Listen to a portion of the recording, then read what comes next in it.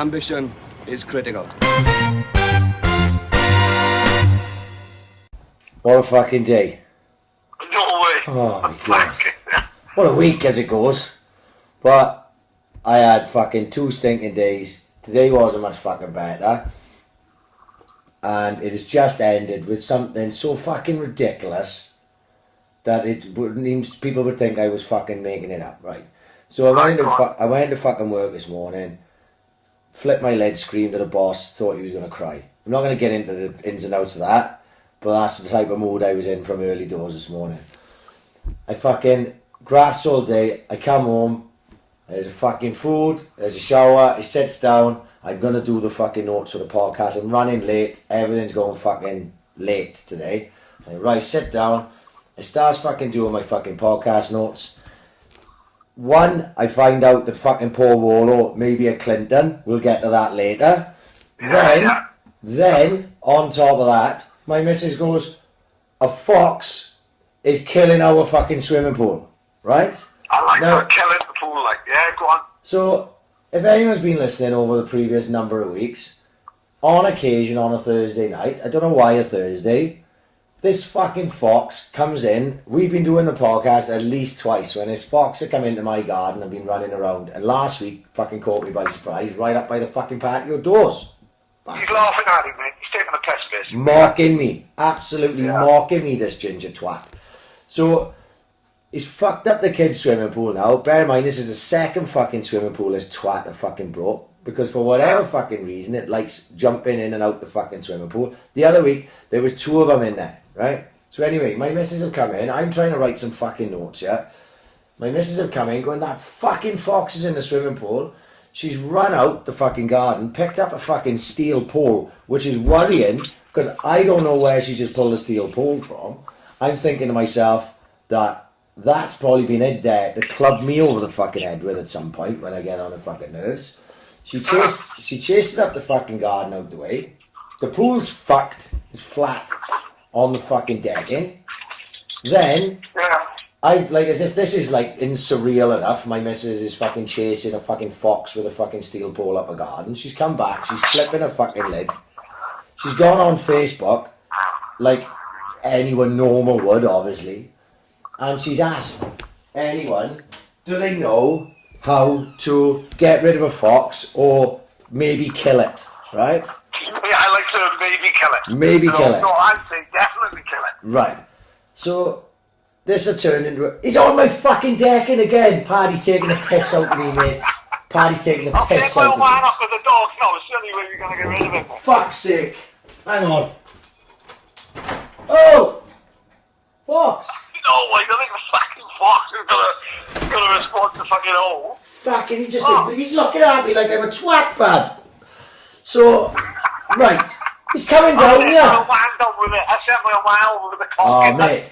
Don't be there with the chocolates and the horses now. So. And the beagles. So all this is going off. Then Denty has made a fucking picture of me and my missus on horseback going on a fox hunt, which have fucking done my brain in and made me fucking laugh for about fucking 20 minutes. He looks like the Queen and fucking Prince Philip. Right. Then my missus is obviously, this Facebook thing's still going on, but people are genuinely trying to give my missus advice of like how to get rid of a fox. Like, what goes on Facebook? I'm glad I never go on there, right?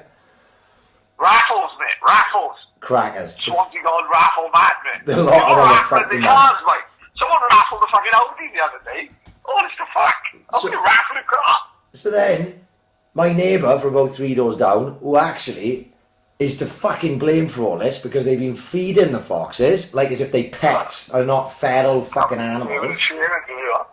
My missus and her have got into a fucking slanging match then on Facebook about don't tell me she's partner, keep down all that. Oh, well, her last words to my missus were, you do realise that if you kill a fox, that would be a criminal offence. So not only is she want us not to kill the fox, she's going to grass us if we do.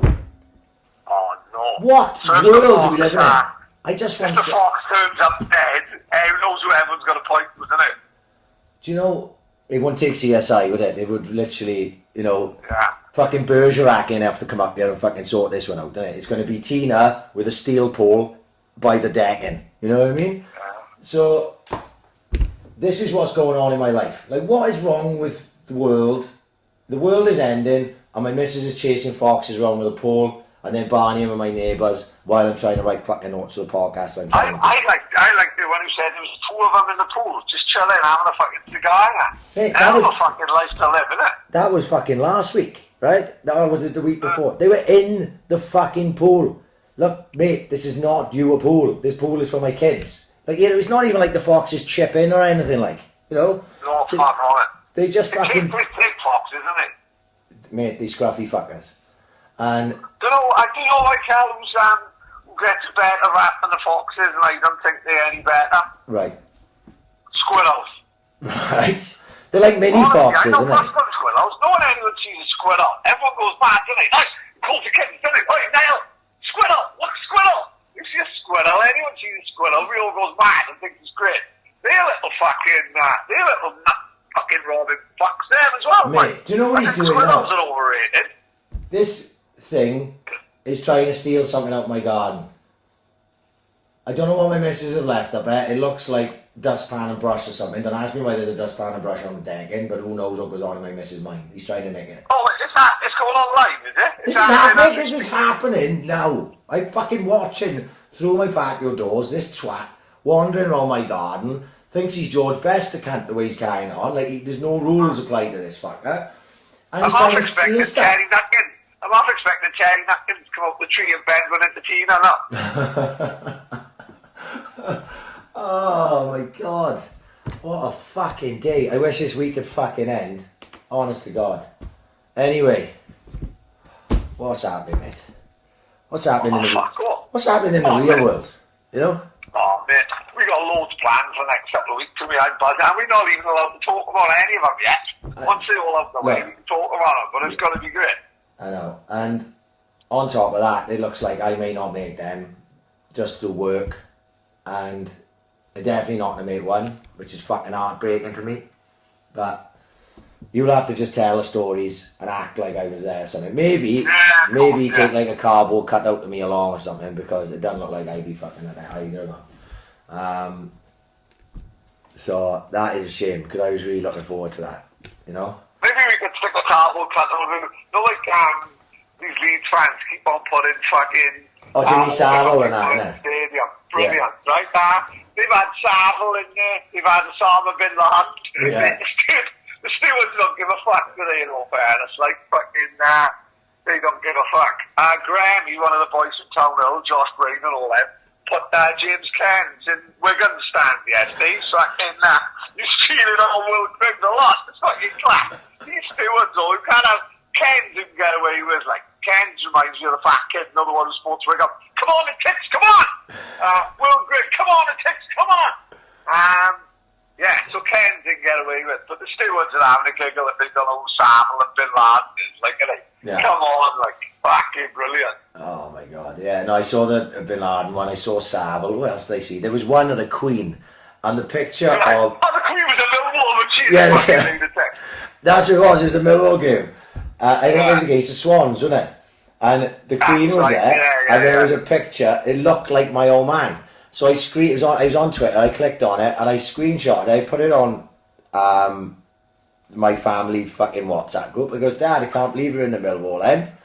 And my old man answered it like deadpan, he goes, that's not me, boy. No, shit, Sherlock. No, it was fucking hell, Bill. Jesus Christ. That reminds you of Madonna's cousin's fucking girl, it was her birthday. And it was on the first time, and it was on Facebook, I don't know, it was like fucking... No, I think it might be before Facebook, I'll never get Donna. Donna loves a fuss, she loves everyone a fuss. We had bunting outside our house just because it's a Wednesday. Yeah, of course, wacky Donna Wednesday. loves a fuss. And she's seen Carrie's little girl, I never forget it till the fucking day I die. Totally cut that in flames. Donna running, and she gave it a massive spiel. Happy birthday to you, happy birthday to you, happy birthday dear Lauren, happy birthday to you. Lauren looked at me, it's tomorrow. Oh, fucking killed Donna, I don't matter. Absolutely fucking ruined it. I haven't seen Donna fucking say happy birthday since, to be fair.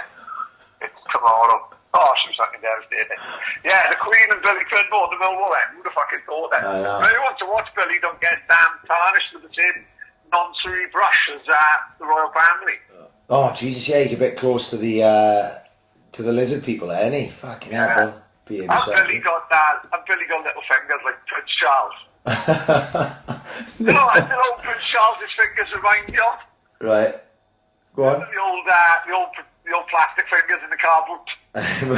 Oh, that's right, I know what you mean, yeah. Remember them? Yeah. That's what fucking Charles's digits look like. I'm literally Googling Prince Charles fingers. And when you, mate, honest to God, right, if anyone's doing this now, right, go on to Google, put Prince Charles fingers, and it brings up, right, 3 options after it. Now, what would you think those 3 options are, right? Think about it now, Pad. Prince Charles fingers, what does it say next? Lady Diana's death. No. Paul Butler. No. Is the Queen Elizabeth. Right. So, it's none of them. So this is what it goes. The first 2 quite sensible. Prince Charles fingers condition. Right, Prince okay. Charles fingers health. And Prince Charles fingers... I got this one. Prince Charles fingers sausage. So, how we got... Yeah, but it could have been lower. It could have been like 9-year-old boys. Oh, yeah, truth be told, he got away lightly there. Hang on, let me have a check out of Prince Charles' fingers, yeah. Because, my word, what is going on there? Crazy, man. Crazy. Like I said, it looks like them plastic ones are pretending they're stuck in a boot. Oh, my lord. He's got like half a beetle hand, but if you pumped up half a beetle hand, like, you know? It's party, mate. Yeah, I don't know what's going on, to be fair. Lumping fuck. That doesn't look right. Charles, No, certainly not. oddball. Absolute fucking oddball. Actually, speaking of fucking oddballs, I saw fucking, while we're on the royal family, I saw this weird fucking thing my brother sent me last week, right?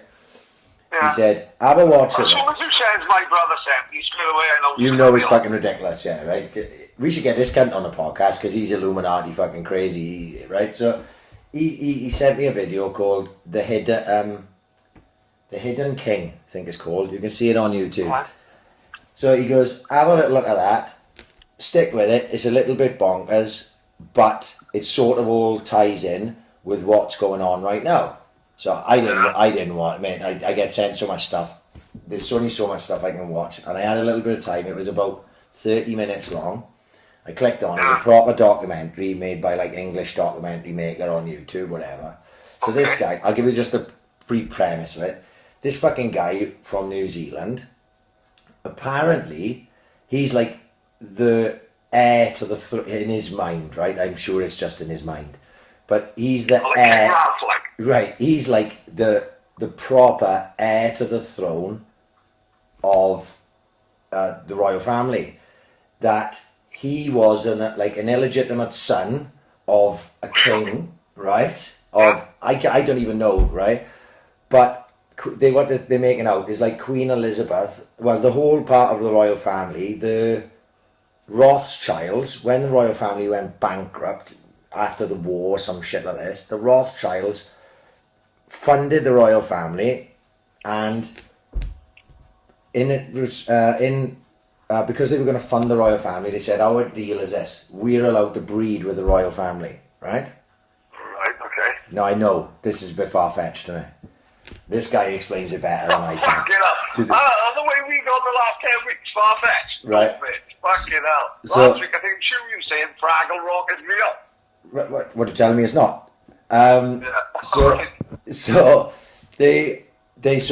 So basically he reckons he's the legitimate heir to the throne, and it's been proven through he's been working, getting all these backing of different people and governments and blah blah blah, and he reckons all this is going on now because the Queen has abdicated the throne, right?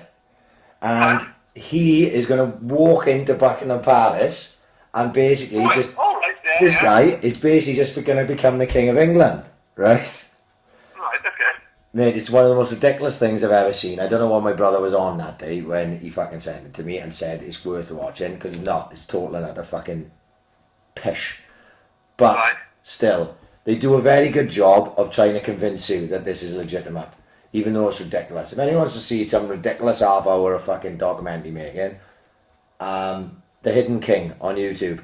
But guaranteed now I fucking slandered it and said it's a load of shit. This cunt is going to fucking walk into fucking Buckingham Palace on a weekend, isn't he? You know what I mean? And just become the king of fucking England. Like Ned Stark, like. My fucking predictions are so fucking good. Like slagging the fucking Swans off last week, calling them all a bunch of cunts. And then they goes and wins fucking 2 games on a trot. You know what I mean? It makes me look fucking... Nearly in the playoffs, don't worry about that. It is absolutely ridiculous. I sat there on fucking... Obviously last week, was it the Millwall game last Tuesday? And then I slagged them off, right? Started watching the game against Sheffield Wednesday on Sunday dinner time, I think it was, wasn't it? 12 o'clock kick-off. And it fucking was garbage. Again, absolute garbage. The first half was absolutely fucking appalling. And you're embarrassed. That's on Sky. That's not just like for people to watch on fucking Jack TV or whatever the fuck, or who's streaming it or whatever. This is like on Sky, you know. And I think to myself, other people are watching this game going, oh my God, these two are fucking appalling. And then for one little spell in the second half, we decided to score 2 goals. I'm not even sure how it happened. Obviously, Brewster. Just anything, just should have put obviously Brewster next to it. And then we won 2-1. I was like, hang on, we could get in the playoffs again. And and then Wednesday against Birmingham, sit down, concede a goal in the first fucking 3 minutes, of totaling at the fucking garbage.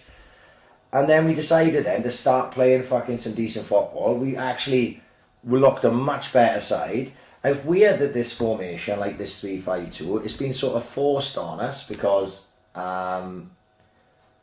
we just short of fucking players because centre-halves are injured and stuff. And then it just seems to be fucking working out in a positive manner. And we've gone and won fucking 2 games. You know, Brewster, again, fucking, the guy's fucking quality. And Benkabango scored, which I was happy with, because I'd seen people slagging off Benkabango a bit, but I quite rate him. I think he's going to be fucking decent footballer.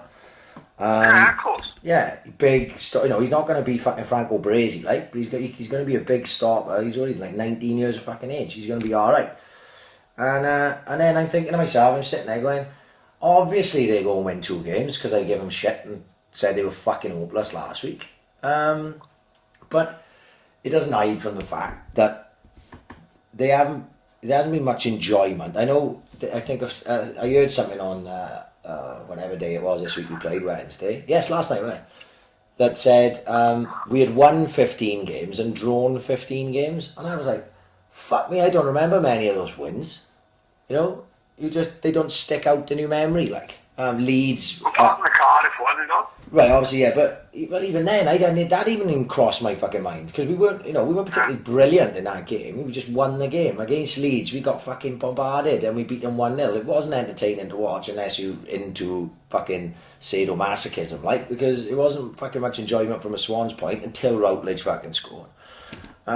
We did well in the second half against Birmingham earlier on in the year. Very good. Second half against Luton earlier on in the year. Buttered away when after we come back from lockdown and we thought, me and you said they're going to be fucking like Benfica.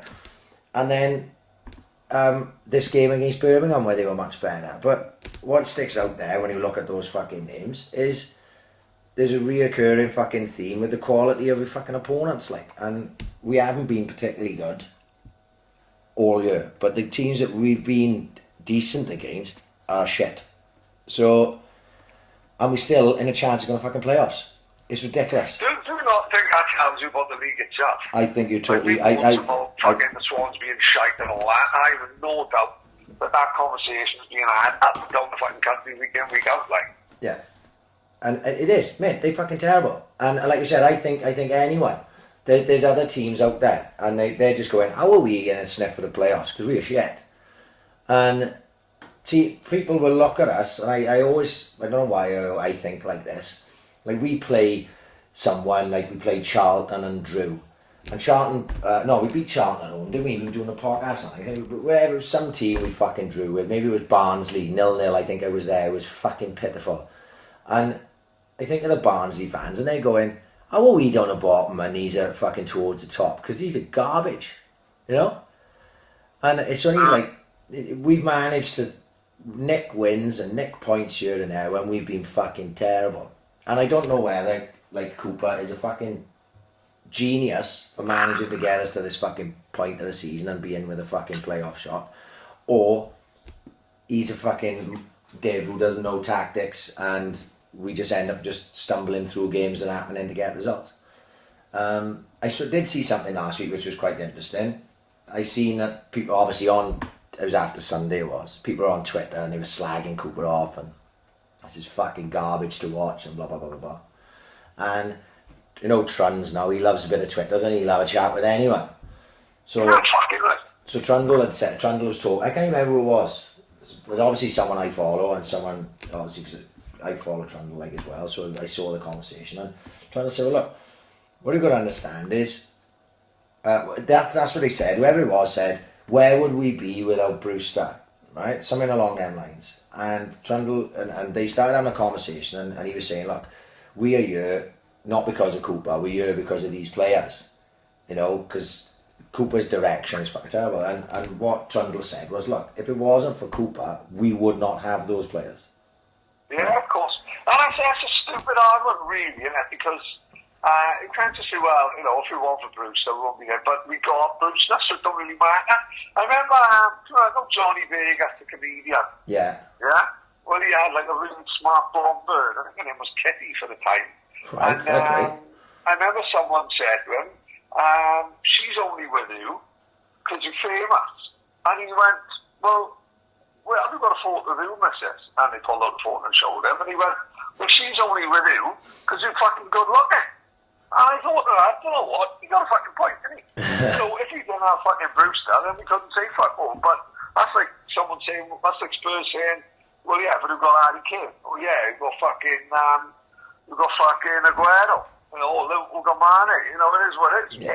We've got. And as you said, like, I see what Trundle means. Like, without Cooper, these players don't come to the Swans. They wouldn't even be there. So you can line them up. Like, maybe Woodman, I'm not sure about that. But, you know, the boy from Chelsea, whose name I still can't pronounce, who played very, very well against Sheffield Wednesday on the weekend, Mark Guy, or however you fucking pronounce his name.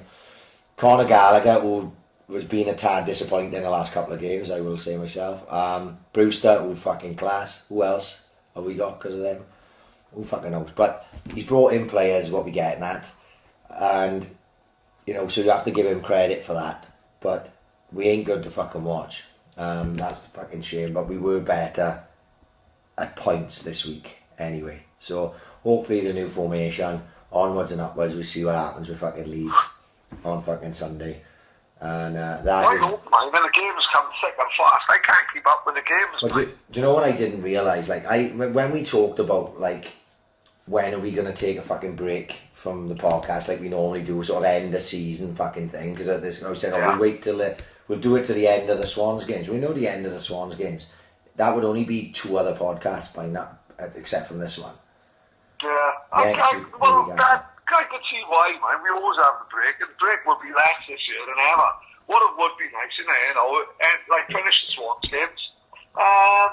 Maybe do one in August to coincide with the Champions League, because I'm loving the look of that Champions League tournament. That's class.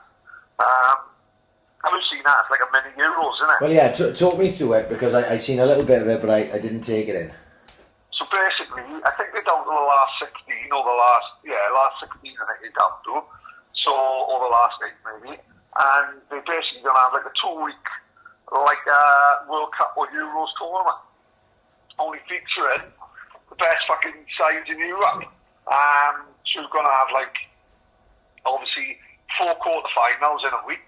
Right. And then like a couple of days off, then the semis. So no two legs. No 2 legs, just knockout. No, I think it's the 2 legs. Saying that, yeah, you're right. Yeah, fucking hell. I'm not sure how that would. I think they might even be having. Like in a neutral venue and all the games in the same sort of city. Right. Let me fucking have a look. Yeah, I didn't even think of that, to be fair. But I know in August it's going to be like a mini Euros, which is fucking. It's like a European Championships, only the best club sides in Europe. Fucking, and I like the sound of that. Sounds fucking brilliant. Well, I saw today the NBA's restarting, right? Obviously, because I like basketball, right? And if you've seen what they are doing, it seems fucking bananas. I'm not sure how they'll manage it, really. So basically, obviously, they finished the season as such, right? Because obviously they play like 82 games in a season, and they've missed so many games because they play 3-4 times a week, you know? Yeah. They've missed so many games now that they basically just took the top 20 teams as ranked, right? Yeah. I think it was 12 from the Western Conference and 8 from the Eastern Conference. And they basically go into Disneyland, Florida, right? Yeah. Right? And this is fucking serious. They go to Disneyland, Florida. They've all been tested now, right? In the lead up to this, what's going to happen. So they've all been tested. I think they lost 8% of the players, right? Tested positive for coronavirus, even though they weren't ill. Tested positive, and were basically stopped from going, right? Fucking hell. Four- Right. None of them had a VD party, is this? Well, Like, I where don't the know. everyone's on about? I don't know. So four players, and they're quite decent sized names as well. Not the biggest names, but 4 decent sized name players who turn around and refuse to go, right? So then they go into Disneyland, Disney World, whichever one is in Florida, right? I don't know what the fuck, right? But they're taking over the place. They've built purpose-built courts, like multiple courts, right? It's obviously all going to be played behind closed doors. They get tested regularly, right? And then potentially could be in Disney World or Disneyland, whichever one it is, for 2.5 months. So if you're... Oh, my fucking yeah. Godfather. Nobody can leave their part of the hotel where they are. They just literally would leave to train, to play, go back. No family, fuck all. Could potentially be there for 2.5 months. I know they're funny, right? I could be a basketball player. I could be as good as Jordan, and I could be on 50 million quid a year, right? If I'm in Disneyland, if you think I ain't fucking sneaking off to a water park, you've got another fucking thing coming. Honestly, I'd be down that fucking Blue Lagoon before we could say fucking out the way kid from Wisconsin. I'd be fucking down that fucking chute on a fucking rubber dinghy straight away, mate. £50 million NBA star or not. Who knows I loves a fucking water park. Oh, mate. yeah, big fan, isn't he? Turned in there on my own with a wave machine. Yeah. Best fucking day of my life, mate, honestly. But they'd, 2.5 months, you only wouldn't see your family potentially if you win it. Obviously, people would get knocked out sooner. Fuck, what else was it? Oh, it seems fucking crazy. Like, I don't know how they're gonna fucking pull it off. If this is it. This is the fucking conspiracy to it. I saw a conspiracy straight away, Pat. You can fucking imagine this now, innit? First of all, it's in Disney World. And let's not get into the fucking Disney World and Disney are a bunch of pedos fucking nonsense. Man, I think I said it on here a couple of times. Like, I saw a guy dressed as Geppetto being arrested for touching up a 18-year-old girl from Gothenburg in Florida. It's one of the funniest things I've ever seen. This guy dressed as Geppetto was arrested. And he was talking to Pinocchio. But Pinocchio didn't get banged up. But I will say, he said he didn't touch him and his nose did grow a little bit, mind. I will admit that. But, Geppetto got locked up by the Orange County Police Department. Fucking brilliant. So they... Put me off tag for breakfast, so. So they fucking... Disney World... hiding paedophilia stuff in their fucking cartoons and films for years and all this. I saw this thread this week. I just can't cope in a minute. Then, so that, you got all that. But what they're talking about, right? This is where the conspiracy, everybody is watching us shit going on. They're all about putting bracelets on them, right? That would fucking track their heart rate and temperatures and shit like that. And then when they're in the park itself, there'll be facial recognition. And if someone tests this is it, right? This is it. This is the new world order right here. This is what's coming for us. If someone tests positive, then they will be able to have tracked who they had contact with for the time that they were there. Right? Right, okay. Okay, so basically, they're gonna be following, it's all facial recognition shit, following the fuck out of everyone, even when they're not doing anything, so that they can go back and track who had contact with who, and they can stop them all playing. And then potentially, if someone tests positive, they would have to isolate inside the park for 2 weeks before they could come back and play. I know, it's fucking mad, isn't it? And this was no conspiracy thing. I was reading this on. This was like quite reliable sources. I was watching it on, but this is the lengths they go into to try and get the NBA season back going again. Because obviously another thing that is worth millions and millions and millions. So they got to get these fuckers out there playing for their commercial value, haven't they? You know, but don't dare fucking open certain other things, like, you know, don't dare go and have your haircut. But we got to get the NBA back. You know, I don't know when. I don't know. I do see the fucking palaver this week with Bon Bob's fucking gym. Mate, what we said, everybody wants to be a grass these days. Everybody wants to be a grass. Mate, the fucking guy was on BBC fucking Wales, for fuck's sake. Surely there's fucking bigger fucking fish to fry. The Bon Bob fucking taking fucking 10 people on the pants. Who gives a fuck? One woman on the fucking comment said, you should be locked up. I'm thinking, lumping fuck. In the fucking world we living in, and you want to be locking him up for a couple of people training in his gym. To me, I'm sure, I don't want to put words in your mouth, but I'm sure we got the same opinion that if someone wants to go to the fucking gym and get a fucking sweat on for half hour, what the fuck is the problem? Mate, you know what I mean? You know my opinion. I reckon our free will have been taken away from us, right? So I think personally, you should be able to decide what chances you take in your life, right? It should not be controlled by anybody. I understood why the initial lockdown was put in. I stuck along the guidelines myself, you know it. But we're at a point now where people don't give a fuck anymore because they know it's bollocks, majority of people.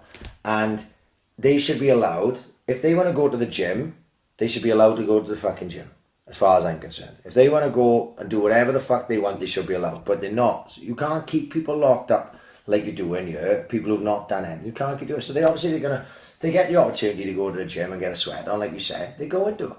I don't fucking blame them. And I for certain would not be fucking grassing any fucker up who wanted to do the thing. I'd be fucking patting them on the back and say, good fucking luck, dude.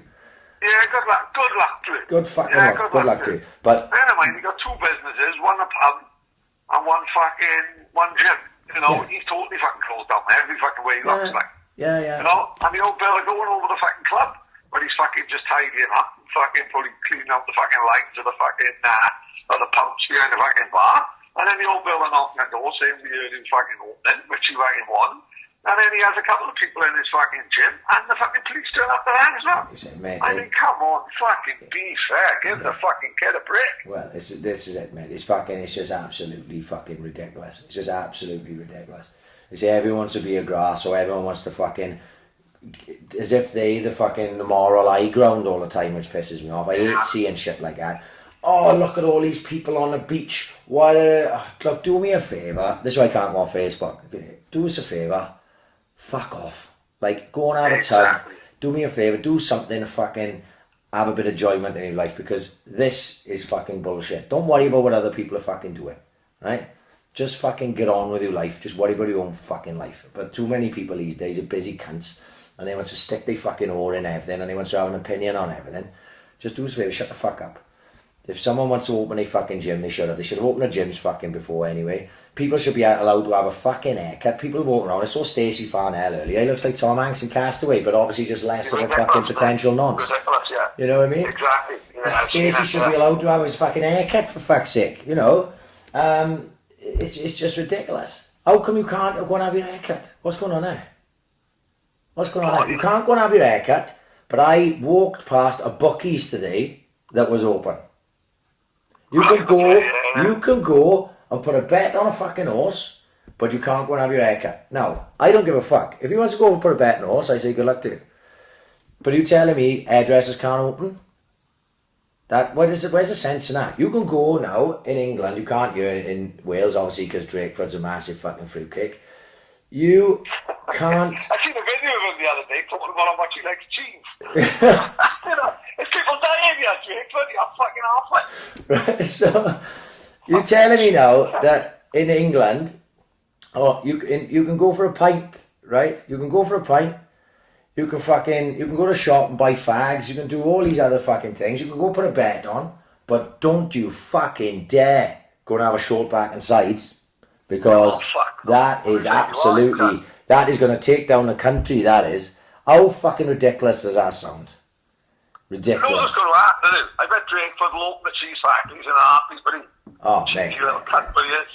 Man, I don't even know what I think he just wants to do I'm not saying he's wrong. I'm not even trying to get into politics. Fuck that. I'm too busy with conspiracies to be dealing with politics. But it looks to me, from my very limited knowledge, it looks like he just wants to do the fucking opposite of what Boris is doing. And I ain't saying Boris is doing it right either, but he just wants to fucking hang it out. And I'm not sure whether that's because he's Labour and Boris is Conservative, or whether Boris is a cunt and maybe he's not, but I don't know. It just seems to be just fucking give it a rest. Let us all just get on with our lives, will you, please? Because people are fucking getting unemployed all over the fucking place. I come in, I tell my missus don't put the fucking BBC Nonce news on in this fucking house when I'm around. I come in, it's on the fucking TV, I walk in from work. I was already in a fucking bad mood. And then all I've got is rolling fucking headlines of unemployment. Scary. Right. Celtic Manor, 450 fucking redundancies. No way, I didn't see that. Is that right? Yeah. Mate, Celtic Manor, 450 redundancies. Right? God, Lord. So it goes to show how many people fucking work in mind, doesn't it? Right. Ridiculous, right? Boots fucking opticians gonna shut down fucking 80 opticians around the fucking country. Do you think this is just where these people are gonna go to get other fucking jobs, right? No, that's right. Yeah. And you just see it. It's doom and fucking gloom all the time. And this is fucking really happening. But you can still go to bookies and bet on the fucking 2.15 at Aintree, Just fucking let us get on with our lives, you fucking stupid bunch of cunts. Because it's getting on everyone's tits. And then you got these knobs then. This is a thing I saw the other day. You don't have to worry about the police fucking coming looking through, because we've started policing ourselves by being a bunch of fucking grasses, right? We are policing ourselves. There's so many people around that they will see someone doing something that they shouldn't be doing, instead of just going, oh fuck it, don't worry, he's doing all, it's not hurting anyone. They want to grass him up. You're doing a fucking police job for him, right? And that's the fucking society we live in now, where everyone's a fucking grass. I know how many times we've had to say that. I mean, how many times we fucking brought up instances of people just grassing people, and it had no benefit to them at all. But there we go, And I don't know what happened to Bomb, or he's probably going to get a fucking huge fine, right? And all sorts of shit just because he wanted to take a couple of people on the pads, who was probably going fucking stir crazy in the house because they've been locked up for fucking nearly 4 months. I just don't understand. Because let's be honest, right? Let's fucking break it down, right? So they say now, gyms. Well, no, I told forget gyms now. See, Tilly goes to a place called the Brow Bar, right? Ashley Jennings, Mrs. got it. Brilliant. Kirsty Bell, Chris's Mrs. Yeah, on Mansell Street. Jennings, right? Yeah. Cracking place. Tilly goes there, my missus goes there. Tilly loves it there, right? So they were given the all clear to fucking to open, say call it July the 13th. Start taking bookings, hairdressers, Lindsay, and I've seen a lot of Johnson, they all fucking made plans in place now open July the 13th we get them. And then the cheesy cunt says that's not happening now, it's just happening at the end of the month. So all the planning that these fuckers are going through, putting Pyrex windows either side of the chair, so they have social distancing, and so all plans and bookings these people are made in place just fucking goes out the window then.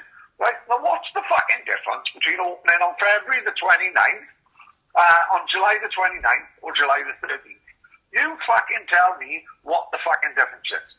It was only when I think Olivia put on Twitter saying, help us out a little bit. We haven't fucking worked for 4 months. And that's when they put it down and they think, you know what? You're fucking spot on there, man. We've been fucking out of work. People have been out of work for 4 fucking months. How the fuck are people supposed to survive, innit? You know what I mean? Fucking give people a little bit of fucking leeway. And then, as you all say, just crack on. You know what I mean? Because that fucking extra week or 2 ain't going to make a blind bit of fucking difference. Apart from, it'll make people another 2 weeks behind with their fucking bills. No, well, this is it, like I said, I spoke to Lindsay and, she July the 13th, and she said she was fully booked immediately. When people heard July the 13th, she was fully fucking booked. And she was like, look, I gotta get back to work, So what happens now? Yeah. You know, you plan for July the 13th. He's probably been in the shop, fucking cleaning it, getting everything ready, like you said, and then taken away and got to cancel all those bookings. He's probably booked up for a month. This fox, Pad, honest to God, I'm gonna fucking. He's literally come up my patio. He's on my kid's trampoline now. What are you doing? What are you doing? He's on the trampoline. Oh, he loves a bit of fun, though, doesn't he? At least he's like not a boring fucking fox. He is mocking me. And the worst part about it is he like bites and chews everything. Like, my missus just fucking tacked me up for fucking ratting furniture last week, right? I had a fucking shell out for that. And this fucker comes over here and starts eating the fucking furniture in the garden. He's eating the fucking trampoline. Pad, bear with me a sec. Bear with me. Trying to hold the fork. Yeah. Out of curiosity, a fox is hard. Jesus Christ. He'll get she, whatever it is, I just have to chase it up a garden. A fox is hard, right? Well, I don't know, I fancy it. You know what I mean? I think I beat it over points. You know? No, what I'm saying is like, there's nothing scary. I like no one who, there's a cat out the garden and you chase a cat's gone, and cat's fucking horrible fuckers, they gone. You run after it and they gone. Have you ever run to a cat and a cat has stayed still? Oh, yeah, some of them are brave, aren't they? And stood his ground, didn't he? Yeah. That is scarier than the biggest fucking dog in the world. Don't forget, cats are just little tigers, you know? Oh yeah, that's all it is, yeah. Some of them are real fucking hardcore, yeah. Let me tell you, when a cat just stands there and stares you out, that's when you got to back away slowly. Petrifying me. Fucking scary. Yeah, absolutely. There's a cat in St. Thomas. I've attacked Cobley 8 times. The Cobley were posting letters through the door, and the cat, right, waits for the window for Cobley to come. Cobley will forget because the cat won't do it every day. The cat will wait a couple of weeks, right? See Cobley walking up the garden path, and when Cobley puts a letter to the letterbox, the cat's claw comes out of the letterbox by a couple of inches and scrams Cobley on his fucking fingers. Oh. They've had him about 8-9 times. Horrible bastard. The owner laughs at it. It's the craziest cat ever. How can you attack someone through a fucking PVC door? That's how fucking mad this cat is. Fucking horrible. You've got to keep an eye on cats, and they fucking sly little fuckers. Obviously, we've said before, you could be you're either a cat or you're a dog, and obviously we dog men, even though we've been chased by a few fucking dogs. Yeah. I'm back in the getting chased by dogs type of fucking job now. That's the fucking problem. Yeah. Like, as you said, we've always said, innit? The whole world, every single person on this world can be divided into two. Not man and woman, because we've got transgender people now, innit? Sam Smith identifies as a fucking guinea pig, doesn't he? The stupid fucking prick. So we got all 100 genders now, we don't know what's going on. You can define the whole of mankind in two things. Dogs and cats. Cats are sneaky, horrible cunts, and dogs are just all as fuck, just want to be fucking loved, just want to have a hug, you know what I mean, sniff your ass and all that, scratch my balls. Cats are sneaky, innit? That's what it fucking boils down to. Yeah. I never liked cats since one of them shit on my mother's new dress when she was 4 years old, and it haunted my mother till the day she fucking died. Every time she seen a cat, it would remind her of this fucking brand new flower dress in the middle of fucking Glenhammon, going to chapel, and a cat jumped on her head and shit on the dress. But it affected my mother till the day she fucking died.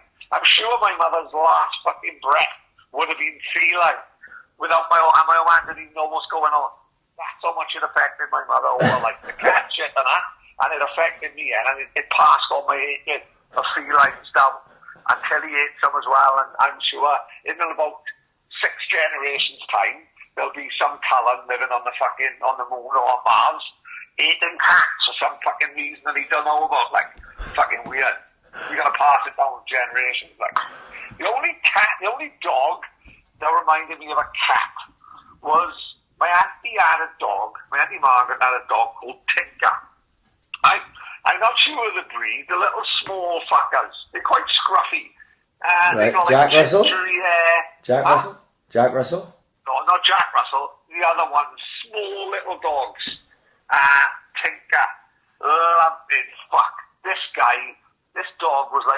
fucking steroid head from the 80s. The most aggressive little fuck I've ever met in my entire life. Absolutely fucking petrifying. He was only small. That cunt didn't stop arguing and fucking biting. He's the most cat-like dog I've ever fucking seen in my life. He died. He chewed my cousin Mark's stool, and he ended up dying because he swallowed a lace randomly, black lace. Yeah, so he fucking died. He's the most cat-like dog ever. Tinker, rest in peace, Tinker. But what a horrible little cat! Horrible little dog. I hated it. Fucking hated it. Tinker died swallowing a lace. Unbelievable. But I forgot about all that dog shit after 7 years on a taxis. Like, but now going back to what I'm doing, the dogs are back out in force. But I think I must have got duller, which is quite possible over the years, because I've just seemingly lost my fear for the fucking dogs. Right. I'm just walking into fucking places. Dogs are running up barking at me, and I just don't give a fuck. I think dogs, they get territorial until you don't give a fuck, and then you fucking just carry on. And a lot of them are yappy little twats. But the other day, I'm just thinking about this one now. It was early on this week. It was Monday. I went to this house, and this fucking, it wasn't a bark. It was like a fucking woof, like a roar, like, right? Oh, don't like the things you don't like to hear, innit? No, and I was like, oh, here we fucking go now. But I could hear someone come into the door. They pulled the door open, and this woman, and she was about like a 9 stone soaking wet. It looked like some sort of American pit bull terrier, right? Added by the fucking biggest collar you've ever seen in your life, and it was trying to get at me. I never moved so quick out of a fucking garden in my fucking life. That was like proper old school Royal Mail stuff. I fucking was gone. Fuck that, because that dog would have taken a limb. You know what I mean? Mate, I liked it when the dog actually bites you, right. And then the owner will come up and say, "Yeah, oh, don't worry, you don't bite." Well, fuck me, mate. He just gave me a very nasty suck. You know what I mean? Yeah. Fucking don't bite. He's on my fucking. He's got hold of my finger. You fucking dopey cow. The ones on the back of the letterbox are the worst ones, because obviously you don't see them come in and you shit yourself, don't you? Oh, big time. Big time, yeah. I don't miss that, to be honest, but there we are, yeah. Dogs, foxes, cats, mate. We going on a fucking nature spree tonight. I end up fucking out in fucking Chris Parker as a fucking pedo now. Well, as if we planned it. Shall we go into Nonce or not? Oh, mate, you know, fuck, I was going to say it's too early, but we're now in it. No. You know what I mean? We'll do what we fucking want, Pad. I had a mess. You know, I said last week, I said, does anyone want to fucking make some music for the podcast, for Nonce or not? Nobody did, right? Fucking tired cunts. No. But JT from 100% Old School said if he hadn't lost his laptop, he would have 100% made something. So that was at least he thought of us, right? This is the last of the Epstein flight log, right? So I'm gonna have to start coming up with something else. I've actually got something else.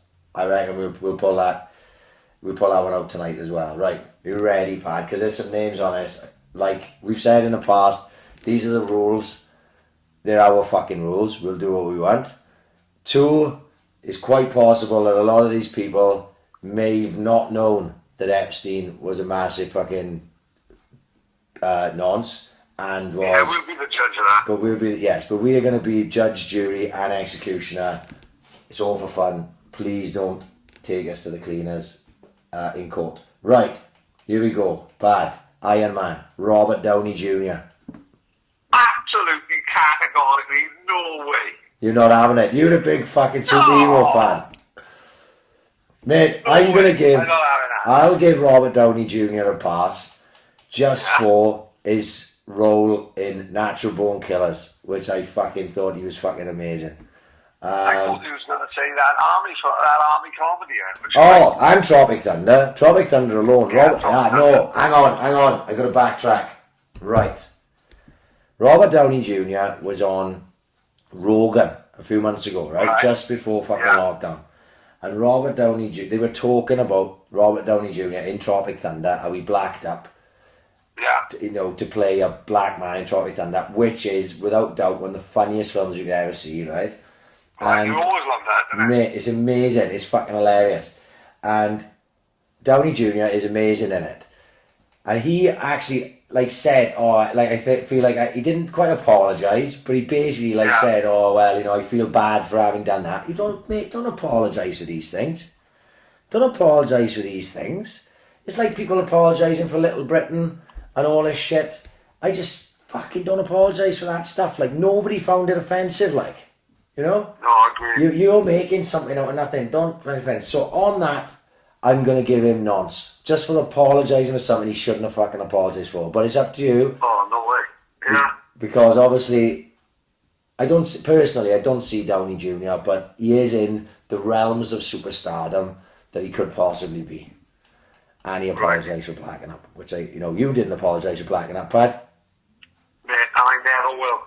Like I told you before, the only time I take a knee is when Donna's ramming a big hairy bush around my face.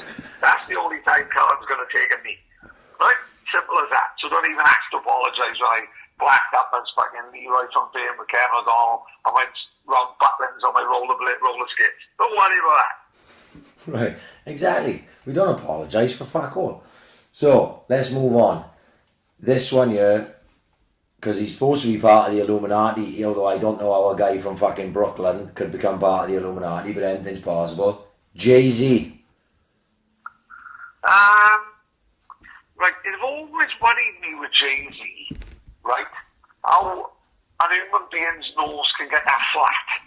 Right, okay. So I've always looked at him and thinking, how the fuck are you pulling Beyonce when, well, shall I tell you? Like he's been hit with a shovel. Shall I tell you something that I read about Jay-Z being a rap fan? Crack me with it. Bear in mind that Jay-Z was probably as big, if not bigger than Beyonce when they got together, right? And he was minted, owned Rockefeller Records, minted beyond belief, right?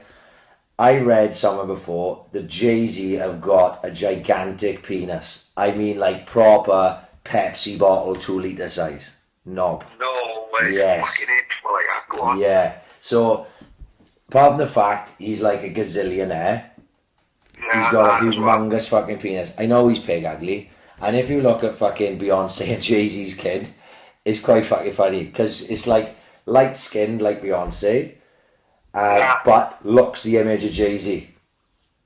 No way. Yeah, the people be Googling that shit now. You can trust me, I think it's a girl. Yeah. I think they're going to go. Yeah. Looks like Jay-Z though. Like, you got Beyonce, stunning looking piece. And it happens to end up looking like Jay-Z, one of the world's ugliest men. What a shame. But there we are. Yeah, crazy. Yeah, Jay-Z on the Nonce or not. But the thing is, Jay-Z's supposed to be part of the Illuminati. I'm seeing stuff all the time about Jay-Z. I don't know how that would work out. Jay-Z and Beyonce. Personally, I don't see that. I don't know how that's possible. I was a guy who was just originally like a fucking drug dealer and hustler from Brooklyn when he was a young boy. Become part of the Illuminati. I don't know. Yeah, of course. We all think he gets born into it, innit? You know what I mean? Well, yeah. Will they let a new one in, innit? You know what I mean? I don't know. Maybe he must have passed some sort of test. I don't know. Maybe it's possible. I don't personally see Jay-Z, but who knows in this day and age. No, that's right, yeah. I'm going to go with no nonce though, on that. Pat, this is one for you. And this is a big one. Steven Spielberg. Right. Oh, fucking hell. Fuck me. Because you can't honestly say, even though you love Indiana Jones, amazing, right? Fucking everything Spielberg done, especially during a large period of time, was like must see, wasn't it? You know what I mean? Yeah. This is the new Spielberg film. Couple of Spielberg facts, like, have you ever seen the film Thelma about Martin Luther King, about the riots in that town called Thelma? No, I have not. Right, it's a good film. Check it out if you can. It's fucking brilliant.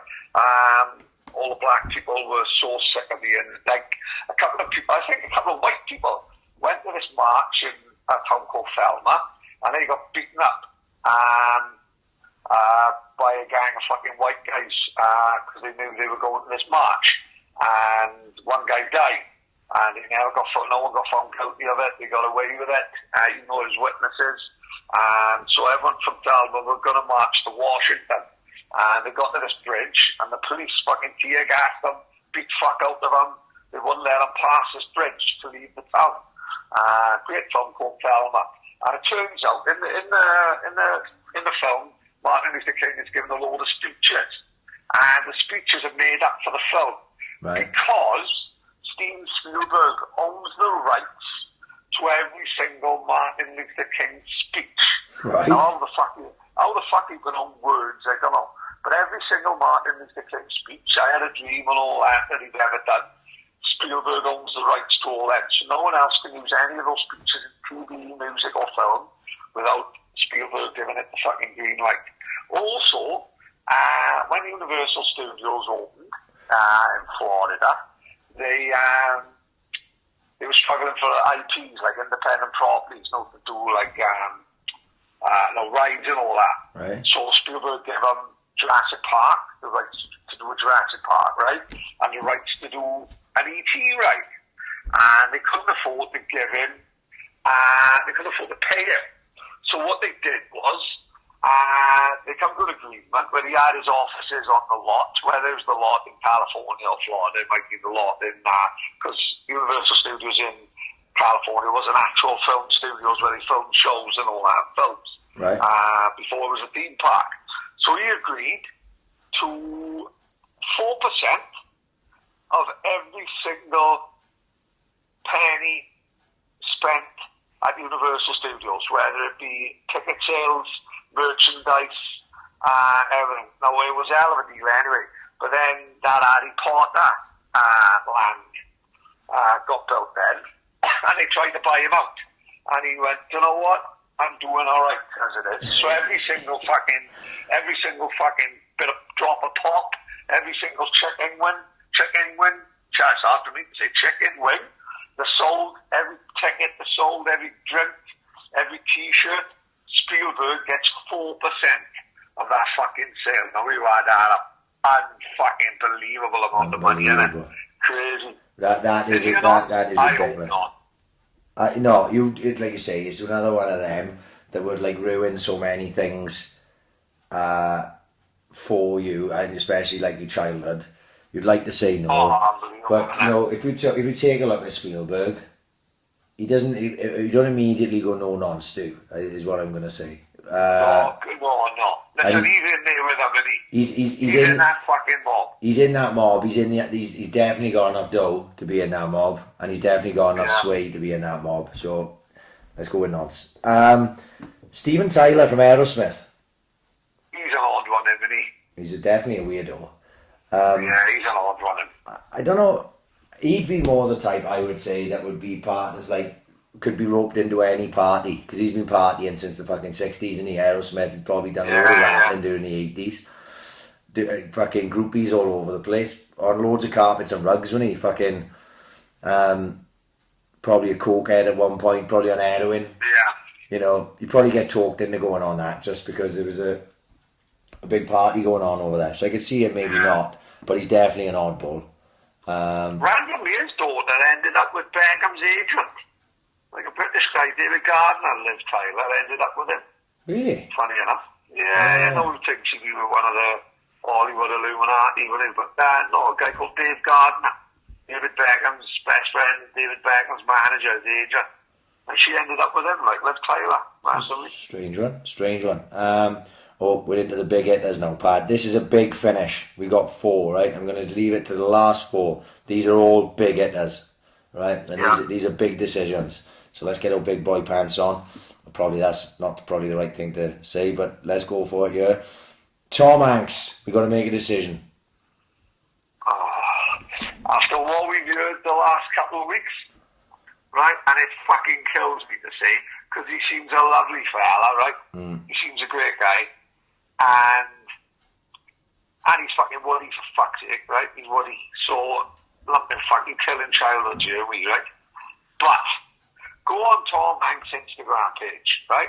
Yeah. And tell me there ain't something weird going on in the world when he goes onto that Instagram page with all the photos of people's fucking kids' gloves and fucking kids' socks and weird fucking sayings It's just very, very, very odd, isn't it? It's I'm very. sure you agree with me. Like. Until I saw that, like obviously, someone said the same. Go and have a look on the fucking. It makes no sense. If you scroll through his Instagram, go and do it now. If you've got Instagram, go on Tom Hanks' Instagram and have a look and see what you make of that, and tell me that that's not odd. That is incredibly odd.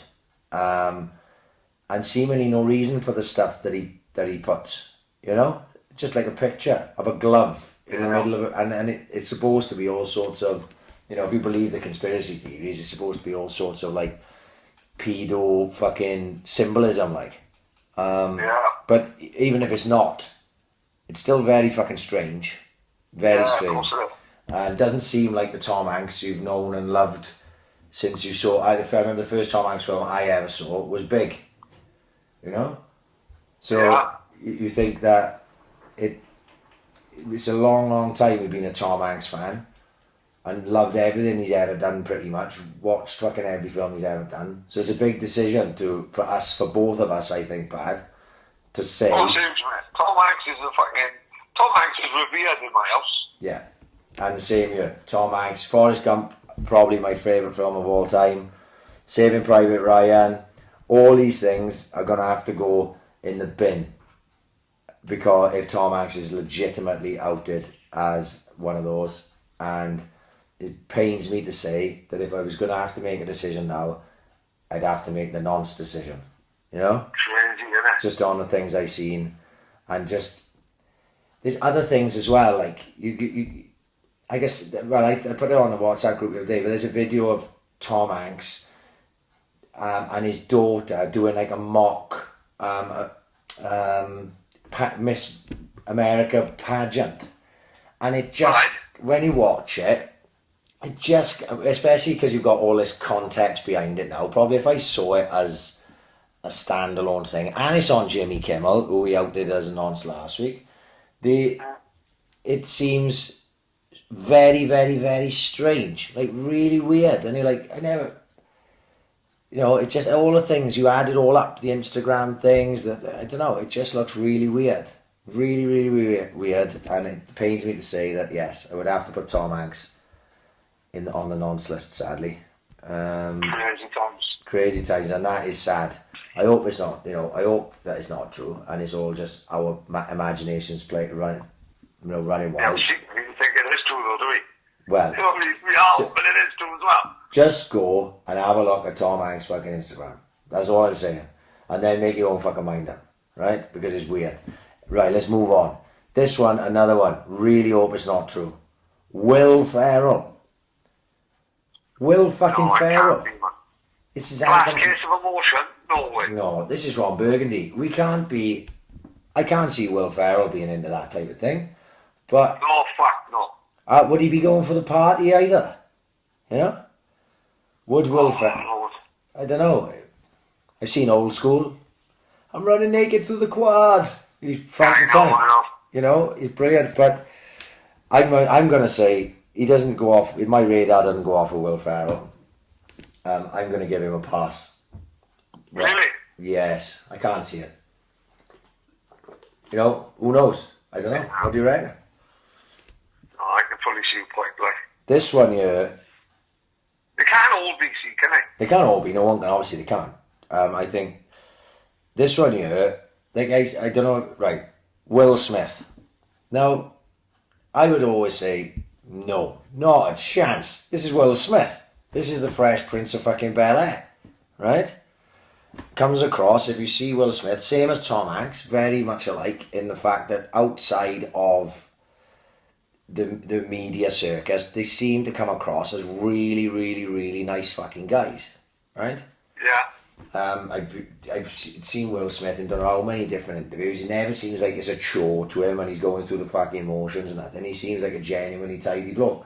And then some guy who I actually meant to Google, called Orlando Brown, put a fucking video on his Instagram or something last week, fucking saying that Will Smith, he's an American actor. Just Googled it now. He's come up straight away. Will Smith raped him when Will Smith. What? Yes, right. So, I don't even know who Orlando Brown is. Just clicked on it now. He's 32 years of age. He put a video up. I saw it on Twitter, but I think it was from his Instagram, where he said Will Smith raped him when he was a kid, right? Right. So, Orlando Brown is an American actor, rapper, and singer, perhaps best known for his role as Eddie Thomas on the Disney Channel series That's So Raven. I have no idea what that is. Yeah. Tell used to watch that, yeah. I have no idea what it is. He was in a couple of films, nothing. He was an extra in Straight Outta Compton. Jesus Christ, I wouldn't really call him an actor, fucking hell. But, yeah, that's the guy that come out and say, put it out there. So the thing is, you know, I don't know. That made me think again then, see? Because with this guy, he was like proper hardcore body. If you go on Twitter, you'll probably find it. Just put in Orlando Brown and it'll come up. And it was like a proper 2-minute rant talking about how Will Smith raped him when he was a kid. I don't see that. Oh I don't God. I don't know. You know what I mean? So then you fucking change everything up, man. Big Willie and all this. It's fucking, who knows? Everyone's open to fucking suspicion if you're on this list anyway. And you're on this game. My worry is like the jackass might be out next week calling us two nonces. You never know, innit? Well, yeah, you never know, do you? You know, but they can't. Like, listen, we've trademarked Nonce or no Nonce now. They can't. They'll have to come up with something else, right? This is our fucking game. Don't try stealing this game now. Come up with something else, and or if you're gonna use this, you owe us some fucking dough for the trademark if you fucking use this. Right, last one is 100% nailed on, proven. Anyway, Nonce, Woody Allen. Oh, hang on. Yeah. He had the fucking 14-year-old Chinese bird. Yeah, no, that's what I mean. That's what I'm saying. So the fucking strutting around with fucking spectacles on, making films about New York, and how the fuck did you get away with that? We don't even have to worry about a court case from Woody Allen because he's a proven fucking pedo. That's everything. So why is he not in prison then, right? I don't know. I don't know the ins and outs of it. He's just strolling around fucking Hollywood. Everyone knows he was like banging his fucking Mrs. daughter or something, wasn't it? Some shit. That's right. Yeah. That's right. It was some sort of shit like that. And that, you know, there's no doubt in my mind that on this very extensive list of a who's who of the entertainment scene in America, Woody Allen is one that we can just chalk off without even thinking too much about it because he's already proven. And that, without going back over and finding some others, we won't bother. Hang on, there's also, have you heard of the film director Roman Polanski? Yes, obviously, I heard, yeah. Go on, you tell that story. You know, because he's another, like, you know, he's a high-profile, famous Hollywood fucking director. And he's on the fucking run. He fled the country in the 70s for fucking loads of fucking crimes. Being a paedophile was one of them. And he basically had to give his, one thing that he was famous for, like he was married to Sharon Tate.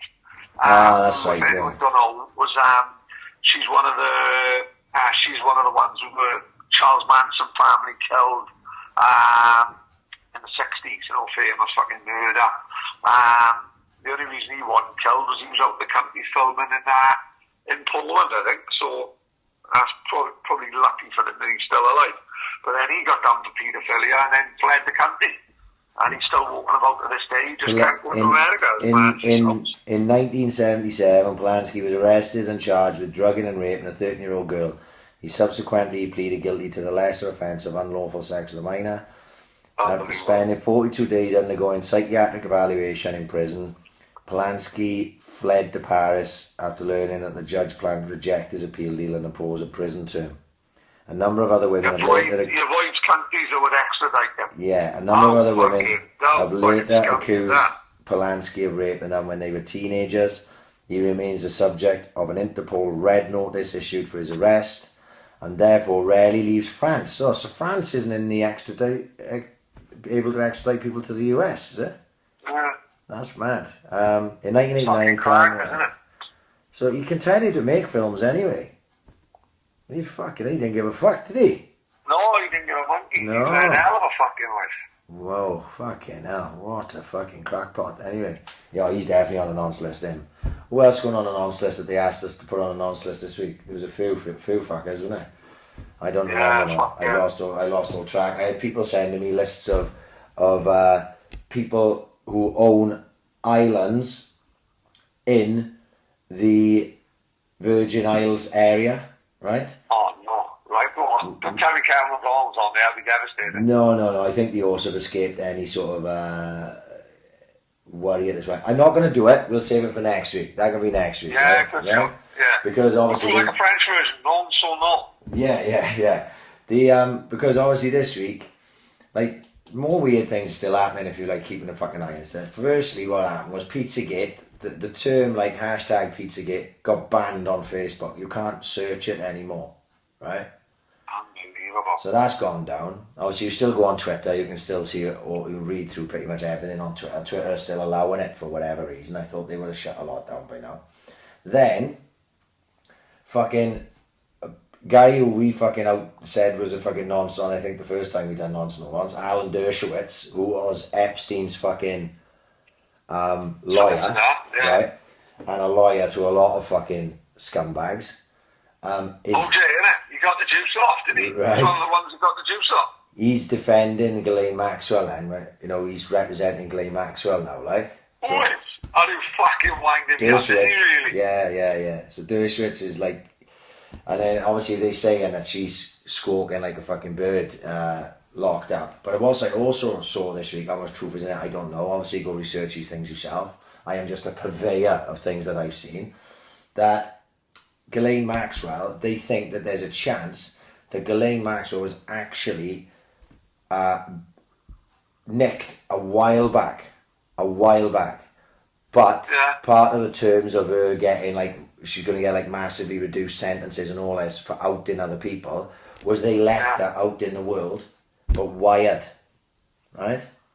So bugged her phones, made her wear wires, whatever. So any conversations that she would have had with people, as regards like, fucking hell, what the fuck is going on? What are we gonna do, right? Yeah. Potential people of power.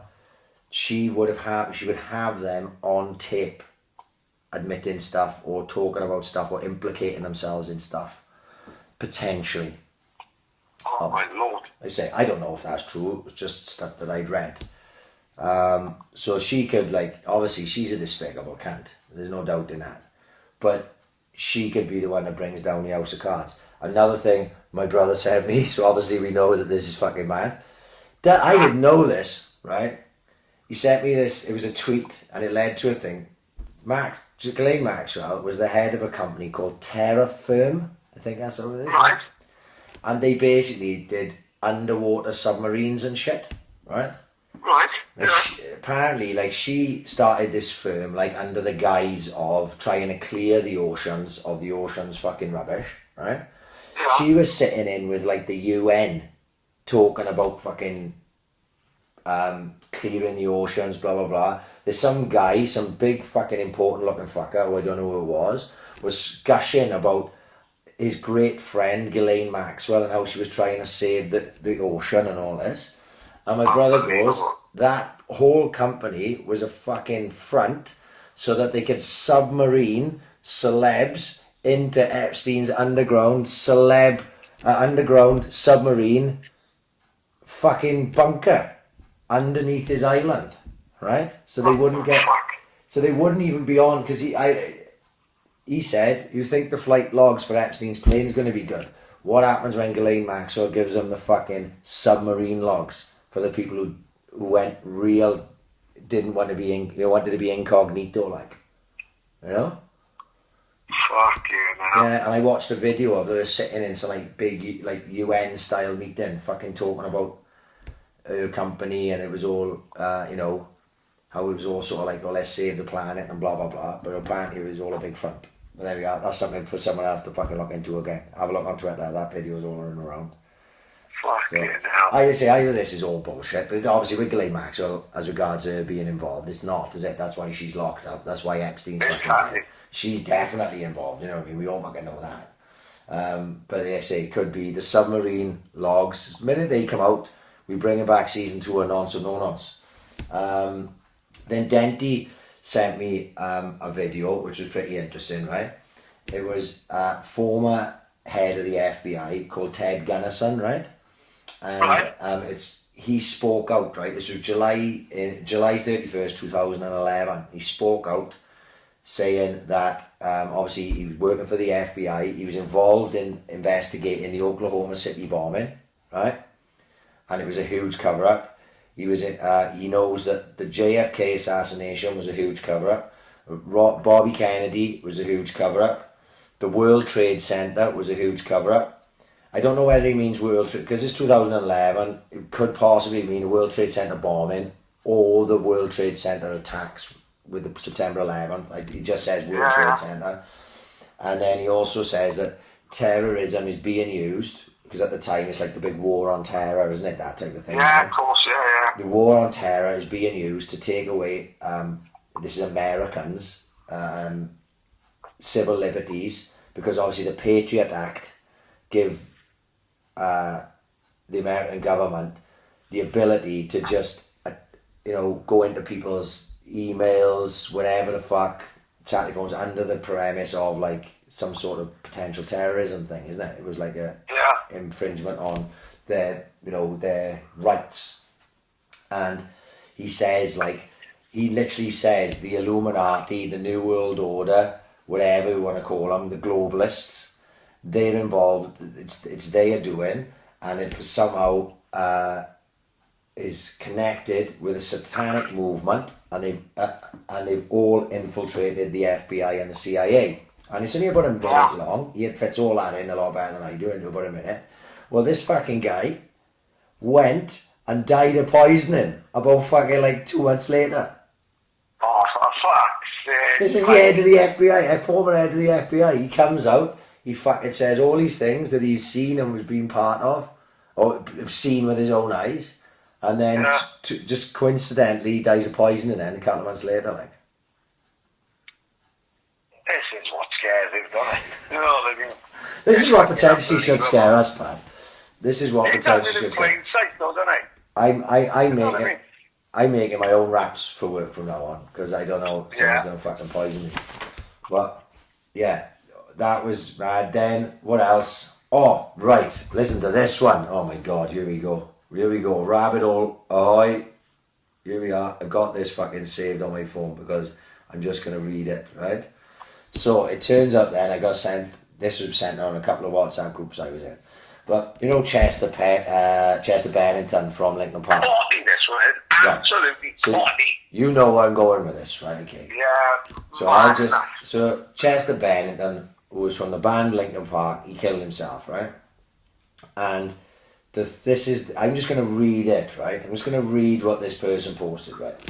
So this is the first bit. Did you know Lincoln Park, but not spelled like Lincoln Park, like they spelled it. This is like Lincoln, like the city, right? All right, yeah. Did you know Lincoln Park was a military base in Canada where they experimented and tortured children for a top secret CIA project called MK Ultra? Now, I just Googled that. I Googled Lincoln Park, MK Ultra, and it brought that up, right? Oh my God. My fucking Google, whatchamacallit then, like Hello Google, just started listening to me as I was talking about it. Oh, we fucked. Oh, no. They listened to us. Anyway. We're going to have a look at the foxes. I'm fucking bugged. Fox is a part of it, I'm sure of it. So, Lincoln Park connected to CIA project called MK Ultra. Did you know Chester Bennington, the lead singer of Lincoln Park, struggled his whole life with trauma and depression from the sexual abuse he experienced as a child? Did you know that Chester never knew who his father was? Now, I don't know that to be true. I'm just reading what I said here. That could be true, that may be not. I don't know. But the man did kill himself, yeah? So he obviously had some sort of demons, if that was whatever it was. Did you know that Lincoln Park's brand logo symbolises the destruction of the spiraling triangle symbol used by paedophiles? No, I did not. Now you're informing me. Oh my Jesus. I don't know if that's true. Here we go. Did you know that John Podesta, mentioned many times on this podcast, Clinton's chief of staff, exposed for Pizzagate and the Podesta emails, is allegedly the father of Chester Bennington? Now, there's a picture going around of those two side to side. And you don't tell me, he looks more like John Podesta than I look like my old man. That's a fucking certain. 100%, man. 100 fucking percent, right? He looks like a younger version of John Podesta. It's really strange. All these coincidences, coincidences just keep adding up. Did you know that Lincoln Park received a grant from the Clinton Foundation during Podesta's time as chairman for Hillary Clinton's 2016 campaign? No, I didn't. I don't know. Is that true? We could probably Google it and find out. Did you know that Chester Bennington and his best friend Chris Cornell, who's from the band... Which band was Chris Cornell? Was it Black Rose? Possibly. Go on. And his best friend Chris Cornell went public about Bennington's sexual abuse, and their foundation focused on protecting kids from sexual abuse. And did you know that Chris Cornell and Chester Bennington were both pronounced dead by suicide within 2 months apart from each other? May 2017 and July 2017, less than a year after Pizzagate was a trending topic, and the two best friends planned to expose the paedophilia and abuse within Hollywood and DC. Oh my God, Now, Lord. like I say, I'm not going to tell anyone that that's fact or anything. I'm sure you can fucking check it out if you just Googled any one of those things. The John Podesta, obviously we've seen a picture of me and you, of John Podesta and Chester Bennington. Oh my God, it's a mad. fucking absolute image of it. Right? It's the image of him, isn't it? It's fucking party. It's a fucking image of him. And so The always... greatest lookalike I've ever seen. Me and John and Rich, me and Stitchy last over this one all the time. There was a guy in work with me who looked, he didn't even look like him, right? It was him. I can remember Superman 2, when he got them three fuckers who come from space. Yes, all the ones dressed in black. They were scary, they were. That's it, Jarrell. Well, no, the Moot, the guy who don't talk. Right, yes. The big dull cunt, yeah? Yeah. There's a guy in work Big with me dull with him. He's the image of him. Me and Stitchy, every time we look at him, me and Stitchy laughs. I just think of Marlon Brando for fucking living on the planet Krypton. That John Podesta lookalike is better than that guy from work who looks like the black guy from Superman. It is ridiculous how much that John Podesta looks like that singer, isn't it? Yeah, crazy. Absolutely crazy. And you read all those things and you just go, like I say, I can't pass any of them off as fact, but you can go and have a look and you can go check it out for yourself. Like I say, the Tom Hanks thing, whatever, go and see all these things. We're not making this shit up just for content. All this weird stuff is happening. And thank fuck, because we literally have nothing to talk about otherwise over the last fucking 12 It's good weeks. timing actually for that. Really worked out great for us. But this is the big thing. This is what I'm going for next week. I'm going to try and stay away from the conspiracies. I know I won't be able to. But Gilly have got me into giants, right? Unbelievable, man. I'm going full giant between now and next fucking week. I don't care if I haven't got any time. I'm going to get Gilmore to send me some of this giant stuff. And I'm going to get into the giants. We're going full giant next week. I'm happy with that. Yeah, I'm gonna get into the giants. Oh, that's the other thing. Remember we talked about the JFK Jr. return? Yeah. Remember? We said JFK Jr. potentially, the talk is he could have faked his own fucking death, and I said I didn't really think that was possible, but whatever, who knows, because I had fucking said it wasn't possible. Chances are the fucker was going to turn up within a week. Well, like that, Robert Kennedy Jr., so I'm assuming that's Bobby Kennedy's son, yeah? Right. Which would make him JFK Jr.'s cousin, yeah? That's right? Am I right? Yeah, well, He was on some, like they're all sort of involved in this QAnon conspiracy, right? The Kennedys. Right. And he was doing like I think it was like a live Instagram, and people were asking him questions, and someone asked him, rub your nose, touch your nose if JFK Jr. is still alive.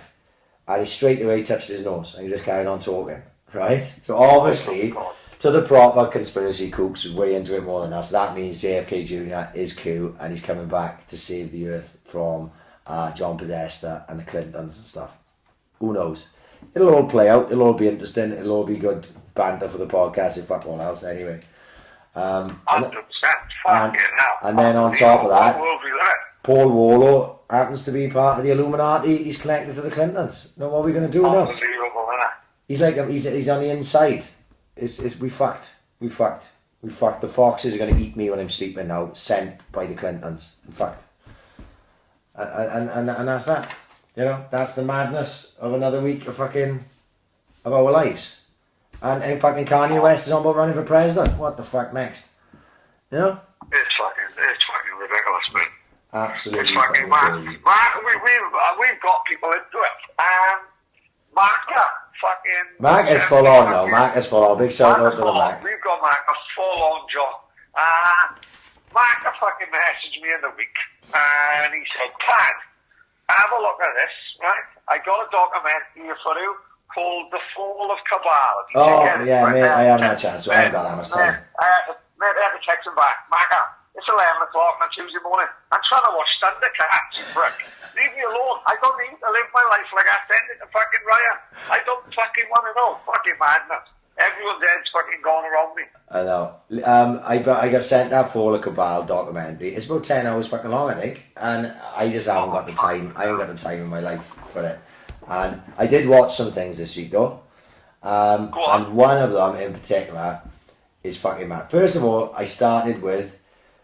Right, we've talked about Dark Side of the Ring before. It's a documentary series. It's on Vice TV, right? But you can get it on YouTube as well. The whole first season's on YouTube. And some of them, it's like the dark side of wrestling, like Miss Elizabeth's death, right? And fucking all these crazy things which happened in the wrestling world, which is fucking mad within itself. The stories of the wrestling world are way more entertaining than the wrestling actually is, right? Really? Especially these days. But anyway, there's a Chris Benoit Dark Side of the Ring. Now I'm going to talk as if people don't know who the fuck Chris Benoit is, right? Because I don't even know if you know, right? Yeah, I do. Go on. Right, so Chris Benoit was one of the top stars for many years in the big promotions. He went from ECW to WCW to WWF, it was at the time. WWE as it is now, pretty much the only promotion around. And he was a huge star, right? And just one day, seemingly out of the fucking blue, he murdered his fucking missus and his son and then hung himself, right? And this documentary goes into the backstory of how, you know, people are still trying to work out why he did what he did, like all these years. I think it happened, you know, it may have happened 10 years ago. And The Dark Side of the Ring is quite a good documentary about it because they talk to all his friends. These people just can't understand. They loved him like he was their brother, and all of a sudden he's turned into a murderer and a child, you know, out of nowhere. And he had one of his best friends called Eddie Guerrero, who was another wrestler. He died about a year before, and it really affected him, and apparently sent him into a bit of a spiral. And a lot of people at the time, because he had to use steroids, he was quite obviously a steroid user because he's only a small bloke, but he was pumped up to fuck. They blamed it on like roid rage, but obviously it didn't really look like that type of thing. They reckon when they did an autopsy on Chris Benoit, he had a horrendous CTE from working as a wrestler, like taking fucking chair shots and concussions and everything. So it goes into a bit of everything about how obviously nobody actually knows why he did what he did, but it leads to the point. It's quite an interesting documentary. It's on YouTube, Chris Benoit, Dark Side of the Ring. But the mad thing I watched, Adam's put me onto it, on Netflix, called Home Game, right? Right. And it's what basically the premise of it is, it's like a 30-minute episodes about all weird games that different countries play, right? I seen Adam's Love the Fallen thing. Yeah, go on. Well, that's it. I never even heard of that thing. It's called Calcio. Didn't know that, no. No, Calcio Storico. I'm not pronouncing it very well. My Italian ain't the best. It is one of the craziest games I've ever seen in my life. And amazing. So it's like a game that they've played for hundreds of years in Florence, and it basically mixes football, rugby, MMA, boxing, and just brutality. It is one of the most fascinating things I've ever seen in my life. The crowds are fucking bonkers with flares going, like proper Italian ultras. And on the pitch, people are beating fuck out of each other for about fucking 80 minutes. It is fucking nuts. Oh yeah, it's total carnage. Absolutely nuts. And Leah told me to watch it, and he said, we got to go to Florence to have a little look at this. And I watched it, and I was like, what is this fucking game? They're training like they're going to fight MMA to go play this game once a year. Or, maybe twice a year if they get through the first round into the second round. There's only 4 teams in it from like a province of Florence. And it's a fucking fascinating watch. Like I say, it's only about 30 minutes long. And straight away I was like, fuck me, I'd love to go and fucking see that. What a fucking crazy, crazy game. Absolutely brilliant. But I didn't know anything about it. You knew about it, do you? I knew about this thing. I knew about it. I haven't seen this documentary, I'll give it a whirl, but no, I didn't know it existed, if that makes any sense. Yeah, it looks fucking crackers. Another mad one is just come up on Netflix this week. Have you seen Unsolved Mysteries? I haven't seen it, but I haven't had a chance to watch anything aside from that. That was the only thing I watched on Netflix this week. But right up our street. Right. Very good. I like the look of it. Well, I like the look of it. go. Right. I'm gonna get on to Unsolved Mysteries this week. Apparently, it was a big show in the 80s and the 90s, and they brought it back on Netflix. And yeah, it's good. It's right up our street. It's fucking enjoyable. It's fucking mad. Couple of mad stories. Really good. That's really what I'm gonna do next. I think that's what I'll do next. I saw it there. I put it on my list. My list must be about. You could scroll through my list for about fucking 7.5 hours now, let alone fucking that. Yeah. But I will definitely give that a whirl because I did look at it and I thought, oh yeah, that's a bit fucking bonkers. That's fucking a bit up my street. I'll have a fucking little crack at that. Yeah, I will get on to that this week. But that's pretty much all I've done because I've been fucking busy. Obviously, coming up this fucking weekend and into next week, we've got a big week as regards Welsh mixed martial arts with all the boys, and obviously what we see in their Instagrams and their Twitters and everything. Mate, I absolutely love John Phillips' Instagram stories on fucking times, I guess. Yeah, because he's fucking mad. He just films everything. Brilliant. Yeah. And he's like, just to watch the process, like they had to go to a hotel in London, have a COVID test, and then lock themselves in a room for 2 days, which in itself, right? Fuck with John's head. Mate, that's not as easy as it sounds, is it? Not at all. Not at all. You can't go anywhere. You just got to stay in your room. Obviously, I'm quite sure they would have prepared. You know what I mean? You would, wouldn't you? You'd think, right, I'll take my fucking iPad with me. I'll fucking, I don't know, but there's only so much of anything you can watch or do before you get bored. And I suppose John likes fucking training. All of them will like to be fucking doing something active, but they just got to stay in their room, doing press-ups and shit, hitting the fucking wall. The hardest thing is the fucking scram, probably. Because when you're like that and fucking bored, he probably just wants to eat, doesn't it? And then, but you've got to make weight. Exactly, fucking hard going, like hard work. Hard work. And I was looking, obviously, because John's original opponent pulled out, and so he's had a late replacement come in, who I saw a video of today. I went, oh fuck me, this guy is fucking tasty as fuck. So I did a bit of a look back on him, just to see who. Right, he's 6-0. The guy, his name's, I'm going to pronounce this completely terribly, Kazat Chimiev, right? He's representing Sweden, but I'm pretty sure he's probably more like a Dagestani or something like that, the way he looks and everything. Looks like fucking Khabib. Yeah, he looks like one of them, doesn't he? Yeah. And he's 6-0. He's got his last couple of wins, and most of his wins, but the last couple of wins were in the Brave promotion, which is a big promotion, and good standard, and they were over undefeated fighters, so he ain't beating mugs, and he stopped every single one of them, right? Yeah. But I think he has fought a middleweight, but I think he's a natural welterweight, and because he's coming in late, John's probably going to be bigger than him, I would imagine. But the problem is John's original opponent was a kickboxer, I believe, right? And then you set your stall out then to go. John wants to fight the kickboxer, doesn't he? Because he wants to take his fucking head of off. course, yeah. And you come in against a guy who can stand, from what I've seen of him, or little I've seen of him, but isn't likely to be doing that. He's probably gonna not take his chances with John, and he's probably just gonna grapple John. So it could. Don't think it's gone in John's favour personally that this Todorov pulled out, because I think he was better suited to that guy than he is to this guy coming in. But he will be bigger than him, and obviously if the guy stands with him for too long, John will put him to fucking bed. But it's going to be a tough old fight. I mean, we've said when John was young, there's no walkovers in the UFC. Every single fight is fighting at an elite level. It's like playing in the Premier League of fucking mixed martial arts. So every fucking single fight is going to be tough, and I think that's going to be a tough one for John.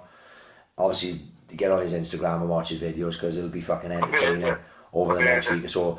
Daniel's out there with him, Daniel Lurwell, as well as Curtis Dodge and Chris Reese. So the huge for them. It must be fucking amazing. I mean, Daniel can't believe his fucking luck, like going out there to Abu Dhabi like that, and it's fucking great. Brett, whose Instagram is always fucking really good as well. Yeah. He's fighting this guy. You know what fucking I loved was like fucking John was filming, and they all like in business class with a fucking beds. And it was John next to Brett, right? And, you know, to another extent, and Jack Shaw's only fucking 30 minutes up the road. But, like, for fucking Swans, he's like a little village, in it. So we're like a little town, little minuscule dot on the map of this great big world. And we got fucking two fucking Swansea boys fighting in Abu Dhabi in the fucking Fight Island, in the most exciting sporting event happening at the moment. And it just makes you feel fucking so fucking proud of fucking what achievement for a little old fucking town like Swansea, innit? Indeed. You know what I mean? It's absolutely fucking amazing to see. Two boys who live like what? In the space of 8, 9, 10 miles of each other? Yeah. And they're going out to that. It's fucking amazing achievement, isn't it? Brilliant. Well, for all of them, for all the boys, you know, like this guy that Brett's fighting again, no fucking mug whatsoever. He's 9-1 as a pro. He was a wrestler that trained at the Olympic Center in the US, right? Now that is top of the food chain stuff, right? Yeah. That's no mug. Now Brett's a grappler. Brett's gonna have his hands full with this fucking guy, as he would with anyone he was fighting anyway. So the guy looks, Montel Jackson, his record and stuff, he looks like a real tough night for Brett. But obviously, Brett going into that, speaking of Dino, he fancied Brett to be the favourite in that fight. And I think it'll be entertaining. And we hope the fucking Brett can do it. Obviously, it's going to be a big fight. Like I say, every fight is fucking tough. I look at Jack Shaw's fight. He had an opponent test positive with coronavirus. So he pulled out. And they got a late replacement called Aaron Phillips. He had fought in the UFC before, but he lost 2 fights back to back and got released.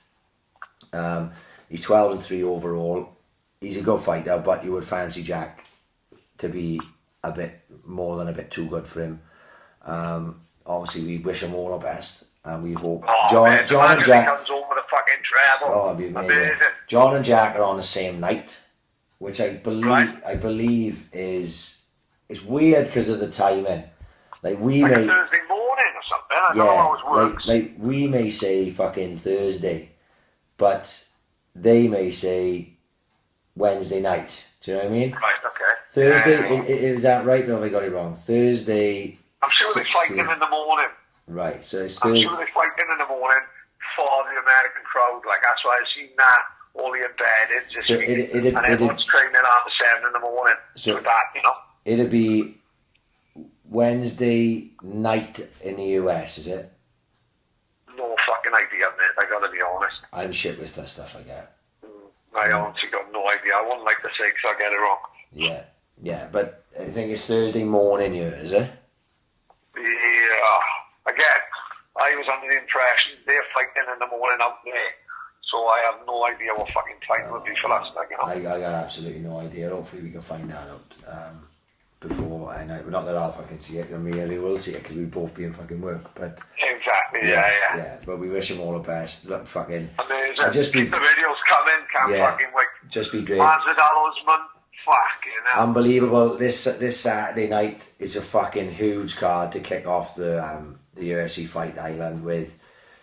There's a great card anyway, but the top 4 fights on it are fucking 3 world title fights. Amazing. You got obviously Kamaru Usman versus Jorge Masvidal, which would probably be bonkers. You got Volkanovski against Max Holloway, which the first fight was a cracker. Volkanovski fucking won. Petr Yan versus Jose Aldo, which will be a fucking fantastic fight. And then a rematch between Jessica Andrade and Rose Namajunas, which first time round, Jessica Andrade nearly killed Rose Namajunas by pile driving her in the fucking head on the ground. So just those 4 fights alone are worth fucking getting up for to watch. It's great, like I say, the UFC have fucking paved the way for everyone else about how to go about doing these things. And Dana White don't give a fuck. Dana White don't give a fuck. He don't give a fuck. The UFC is losing millions all over the fucking place, and Dana White is going, we're just going to crack on, thank you very much. This fucking coronavirus ain't going to affect me, and it ain't going to affect anyone else. He didn't give a fuck, does he? You know what I mean? Dana White's an AAC podcast fan. He's got to be, because he didn't give a fuck about coronavirus. So it's great that they're carrying on. Obviously, it's led on into like the Matchroom fight camp is starting on August the 1st, and I looked at the lineup of what they got, and I gotta be honest, it's not for the casual fan, I wouldn't say. No, it's certainly not. Not until the Dylan White fight, but this whole British title, English title, which are gonna be good fights, like. Yeah, the one thing he said, and Eddie said, and he got it right. He went, it's gonna be, every single fight is gonna be. We're going to try and make a 50-50 fight. And when you look through the list of a lot of people won't know, but obviously me and you will, and the boys and girls who are boxing fans will get, you know, the first one is like Sam Egginton versus Ted Cheeseman. It's good fight, love to see that. It's not, there's no way that can't be a good fight.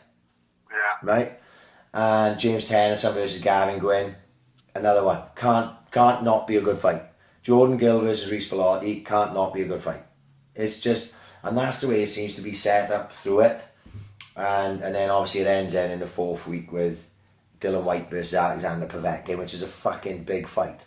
Huge fight. And like I say, I'm just happy that these things come back to give me something to fucking watch on a weekend. The UFC always does me, because UFC's early hours in the morning and it kills me. I just can't do it anymore. I have to watch it on a fucking replay some point.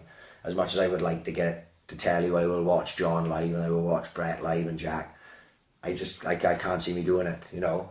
But with the Matchroom fight camps on a Saturday, the first one, the second one's a fucking Friday, they're perfect for me. 4 fights in the night, 5 fights. There's no early prelims or none of that. It's just literally in the evening, here's the fights, get yourself to bed, you know. Great. I can't wait that these things are fucking coming back and we're having a bit of normality to our lives along with the football. You know, it's still as strange as it is with no fucking crowds and whatever the fuck else. There's a couple of good things, like Eddie about the Matchroom show. Eddie said boxing's got to change. Like Top Rank, I think, did a show in America. Fucking bombed, right? No one was interested. Shit fight. Typical, like, easy walkover fight for whoever was on. And it was fucking dog shit. And he said, you'd put boxing back, if anything, in America, because no fuckers interested. He said, the way it's going to go, he's trying to tell boxers, like, from now on, he'd rather put a B-level fighter versus a B-level fighter. He said he will have no more shows now. The public will not have an A-list fighter fighting a C, D, E-list fighter. Do you know that makes sense? Yeah, totally. Right? It's basically the UFC model again.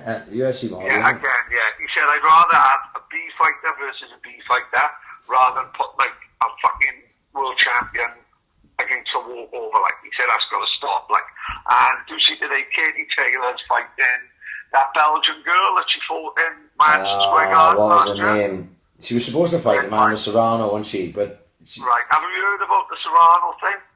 Amanda Serrano turned the fight down because she's doing like a celebrity survivor show in America. Right. Right, because I think, is it Lou DiBella, the promoter, the manager? May very well be, yeah. Lou DiBella, I might be his first name wrong. Pursoon. The Belgian girl's called Pursoon. Yeah, right, so she's fighting Katie Taylor now, which is a good fight. But Serrano's probably the biggest woman boxer in America, 7-weight world champion. And Lou DiBella reckons last year she earned £15,000 for boxing. My God. I know, and he said she can't turn down this fucking celebrity TV program because it's a fucking life-changing amount of money for her. 7-weight world champion, the biggest woman boxer in America, and she earned 15 grand last year. Tell me that women's boxing is massive worldwide.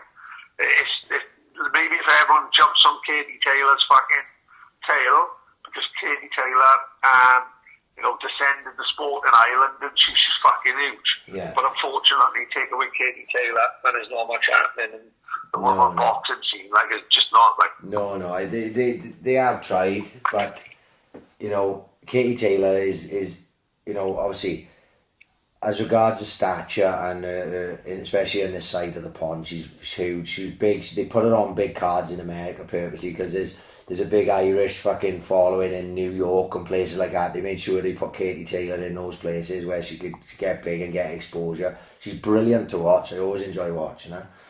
But like you say, anyone else, Frank Warren tried doing it with, what was her name? Jonas, is it? No, Natasha Jonas is with Matchroom. She's fighting the girl Terry Harper in the main event of the second week. What's her name? Nicola Adams. Right, yeah. It didn't work out for her, it just didn't work out. And like Katie Taylor's a star, and they made her a star. And they try him with like this Terry Harper, who's already a world champion, but nobody knows who the fuck she is. Exactly. Right?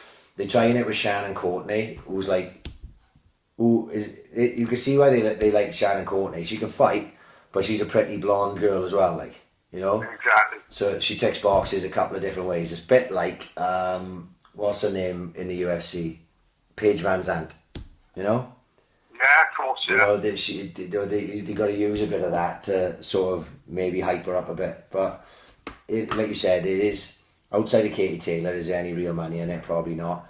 And I tell you what, she would, I reckon Katie Taylor would prefer to fight Amanda Serrano than she would that Pursoon. Because I watched that first fight, and I think she was very, very, very lucky to win that fight. Unbelievably lucky to win that fight, Katie Taylor. And obviously, if she loses to Pursoon, that Serrano fight's gone then, and that's the one that they really, really wanted to make. So, we'll see. Like I say, I'll watch it because I do like Katie Taylor. She's always fucking entertaining to watch. But the thing with Eddie Hearn, he's got to make it like that. There's no more coming in now and cruising through 15-0 by knocking over cans. You got to be in big fights early, and he has tried to do it. Like he got Anthony Fowler and Scott Fitzgerald in early. He's had Cheeseman in tough fights early, and that's the way it should be, because that's where the entertainment is in competitive fights, not in let's this guy just beat this guy up for 4 rounds, So yeah, I think it's good. I think it's good for the sport, and I think it's definitely good for the fans. And there we are. That is literally all that's going on my end anyway. Aside from foxes killing my fucking garden. Going back onto the Swansea thing, you'd never guess that these two fucking boys are fighting the fucking elite fucking event in fucking world sport.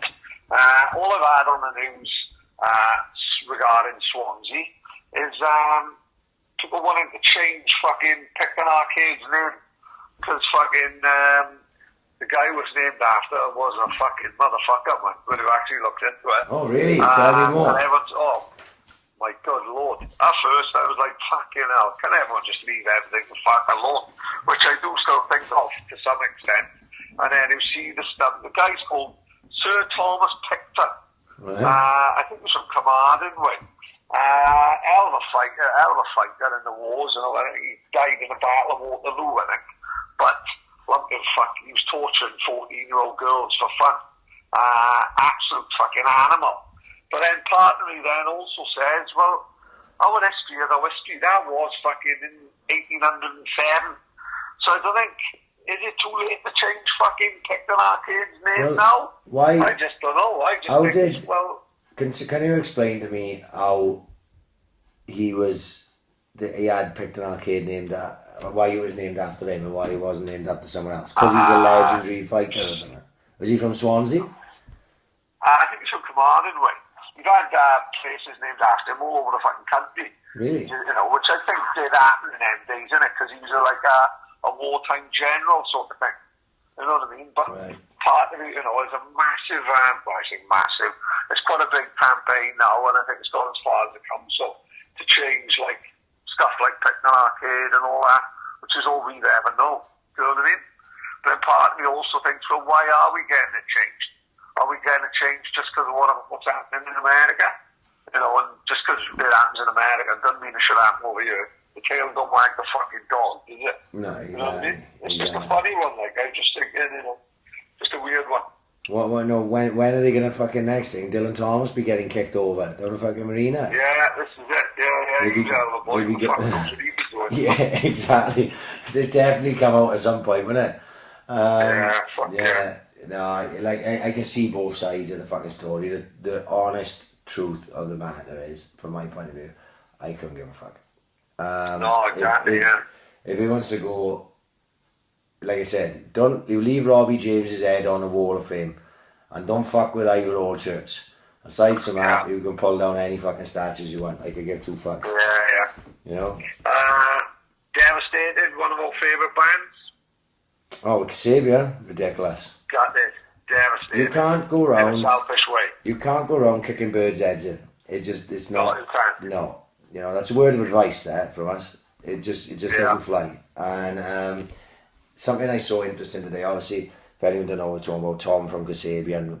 What, was he asked to leave the band pad? Was that type of thing? I think they stood him out and they kicked him out, I think. And, something like that. And then he found out that he came out and said that there was some incident where he knocked his missus around, missus? Yeah, dragging her around by the feet and everything, I think. And it seemed very, very, very rough, bad thing to do. Yeah, it's a bit dark, like, you know. Very dark, yeah. And I think it was Lucas said something like, something that stuck with me today when I read it was, on average, a woman is abused by their spouse 28 times before they report it, which is fucking mad. Madness, man. Mad. Fucking chaos. Mad. Like, you know, that you'd have to give your bird, you know, missus whatever, 28 clips before she fucking went to the old bill.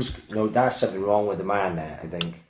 You know, Tom from Kasabian can blame it on the fucking booze all he wants. But, you know, I think me and you have drunk plenty of booze over the years, and I haven't given Tina so much of the 30 hand, you know, the 30 side of the hand, you know what I mean? You know, she's given me more digs than I give her. That seems mad. When I saw that 28 times before, that seems a bit heavy. That seems a bit heavy, that. What's that all about? And then, you know, like you say, you look at him in a different way then. And what are Kasabian going to do now? You know? Yeah, they get someone else in, or they like Queen, they get fucking, what's his name? Adam fucking thingy in? Adam Lambert. No, I can't see how working with Kasabian, like. He was Kasabian, like one of the best frontmen ever. Yeah. And it's like you said, it didn't go well with Kasabian this year. They were going to play the fucking biggest gig of their fucking lives. We were meant to go. And Corona come along and shut down the world. And then Tom goes and fucking knocks his missus around, twat. And then it's game over. So there's no rescheduling that gig, is there? You know? What a shame. But there we go. Can you listen to Kasabian again now, Pat? Because you know Tom from Kasabian is a bit of a woman abuser. Man, I told you. Man, I listen to Billie Jean every week. Listen, if you bring in stuff out like Thriller and Billie Jean, A Man in the Mirror, you can finger as many kids as you want, man. You know what I mean? You can have a pass, like. You know what I mean? I'll still be listening to Fire, don't you worry about that. Okay. And on that note, well, I want to big shout to Chris Jones. Do you see what he done the weekend? Brilliant. Yes, brilliant. Amazing. He Right, you fucking got to picked himself explain. up the belt, cunt. I gotta be honest, he fucking done my head in because he was upset about what he couldn't achieve. Yeah. And I was like, mate, it's a Saturday fucking morning. I'm watching fucking Live and Kick It, and I'm climbing the biggest mountain in Scotland. Yeah. Don't be disappointed because you didn't do the other three because it's absolutely gale force winds and there's a fucking flood. It wasn't. You know, just be happy with what he done. I thought he did fucking brilliant. Yeah, of course he did. If anyone don't know what we're talking about, Chris Jones, who was on the podcast, God knows what episode that was now. It seems like forever ago because that was in my house when we done it. Chris was going to do the Three Peaks Challenge, which I think is Ben Nevis, Scaffold Pike and Snowdonia. Is that right? Something like that? Yeah, rings a bell. And I think he did. Did he do Ben Nevis? And then He done Ben Nevis. did Ben Nevis, went to Scaffold Pike, and the weather got fucking shocking. And I think someone got hurt, didn't they? Yeah, someone got airlifted, I think. Yeah, and he couldn't end up doing it, which I'm absolutely 100% positive he would have fucking done it. Yeah. And it sort of ended up. I'm sure Chris will go back and do it again. I was watching his videos last Saturday as he was doing it. I'm sure Chris will go back and do it. All the best, mate. Fucking hell. I did. Well, I tell you the mad thing about that is doing it in the day is the fucking driving. Well, that's got to be a fucking hassle as well, mate, isn't it? Genuinely, I looked at it. If you're genuinely driving all up on the fucking country in a day, Yeah, well, you know, never mind the fucking the walking up the fucking hills. me and Louis looked at it, right? This was a few years ago, because obviously we like to do fucking dull stuff. And he said, well, do you fancy doing this Three Peaks thing? I looked at it, right? And there's like, you wouldn't be doing no driving on the way I looked at it, right?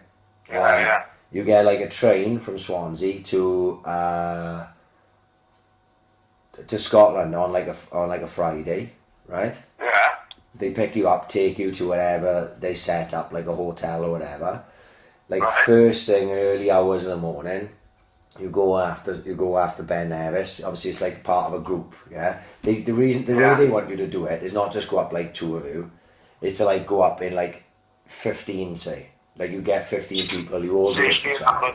Yeah. So yeah, but they've got guides, and they take you up Ben Nevis. You do that. You come down. You jump on a bus. They bus you from that. The bus itself would do me in, but they bus you from there to Scaffold Pike, which is in Yorkshire, is it? Somewhere, the fucking penalty, I'm not 100% fucking sure.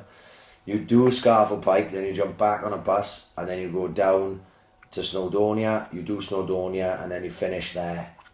And it's like, it takes just over 24 hours or something. They seem pretty relentless. We backed out of it, went, oh fuck that, I'm just going to piss instead. But, yeah, we did look into it, so that's why. I don't know if Chris was doing it off his own back, or he was doing it as that type of thing. It looked like he was doing it off his own back, mate. Yeah, but it did look a bit scared, and the weather wasn't fucking good at all, was it? You know, the weather wasn't good here, so imagine what it was like to top of fucking Ben Nevis. Paddy. You know, would have been fucking horrendous. Got to give a big shout out to JMW. The AIC effect again. JMW Eaton winning awards left, right and centre for their services. Fucking big shout out to Chili and the boys. I didn't even say AIC effect, right? You know, normally I would have hashtagged that AIC effect. I didn't even want to take any credit for that because obviously these boys have been working hard for a long time to build that company, a local company, to get the recognition that they've got, and they deserve that. Chili said himself, AIC effect 100%. I said, no mate, that is fucking JMW down, and congratulations to those boys for getting plaudits for what they're doing and what they've done. Very well deserved, and we are proud that they are sponsors of this podcast, and they will be sponsors of this podcast for as ever long as they fucking choose to be.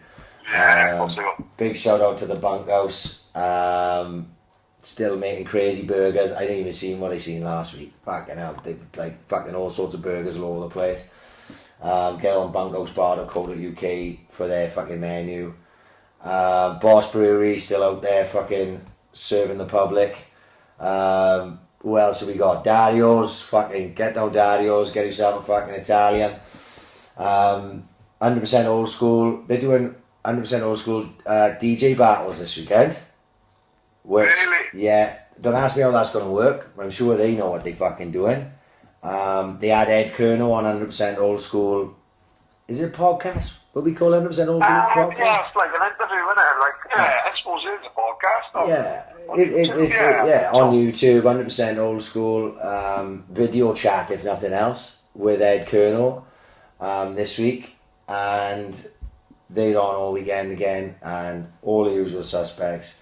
Big shout out to all the boys, fucking Brett, John, Jack, all fucking fighting in Fight Island in Abu Dhabi next week.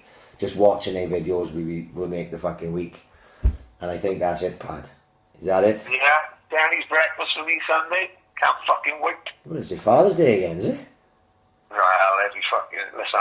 Every You day's, can't eat like a king on weekends. What the fuck are we going to do, innit? man, every day's Father's Day, isn't it? Yeah, exactly. Yeah. Big shout out to Danny's Sunday morning, and we are going to get the fuck out of here because I am fucking knackered. I'm back to the madhouse tomorrow.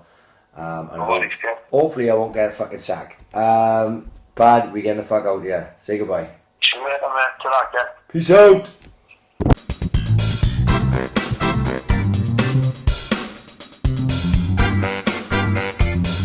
Ambition is critical.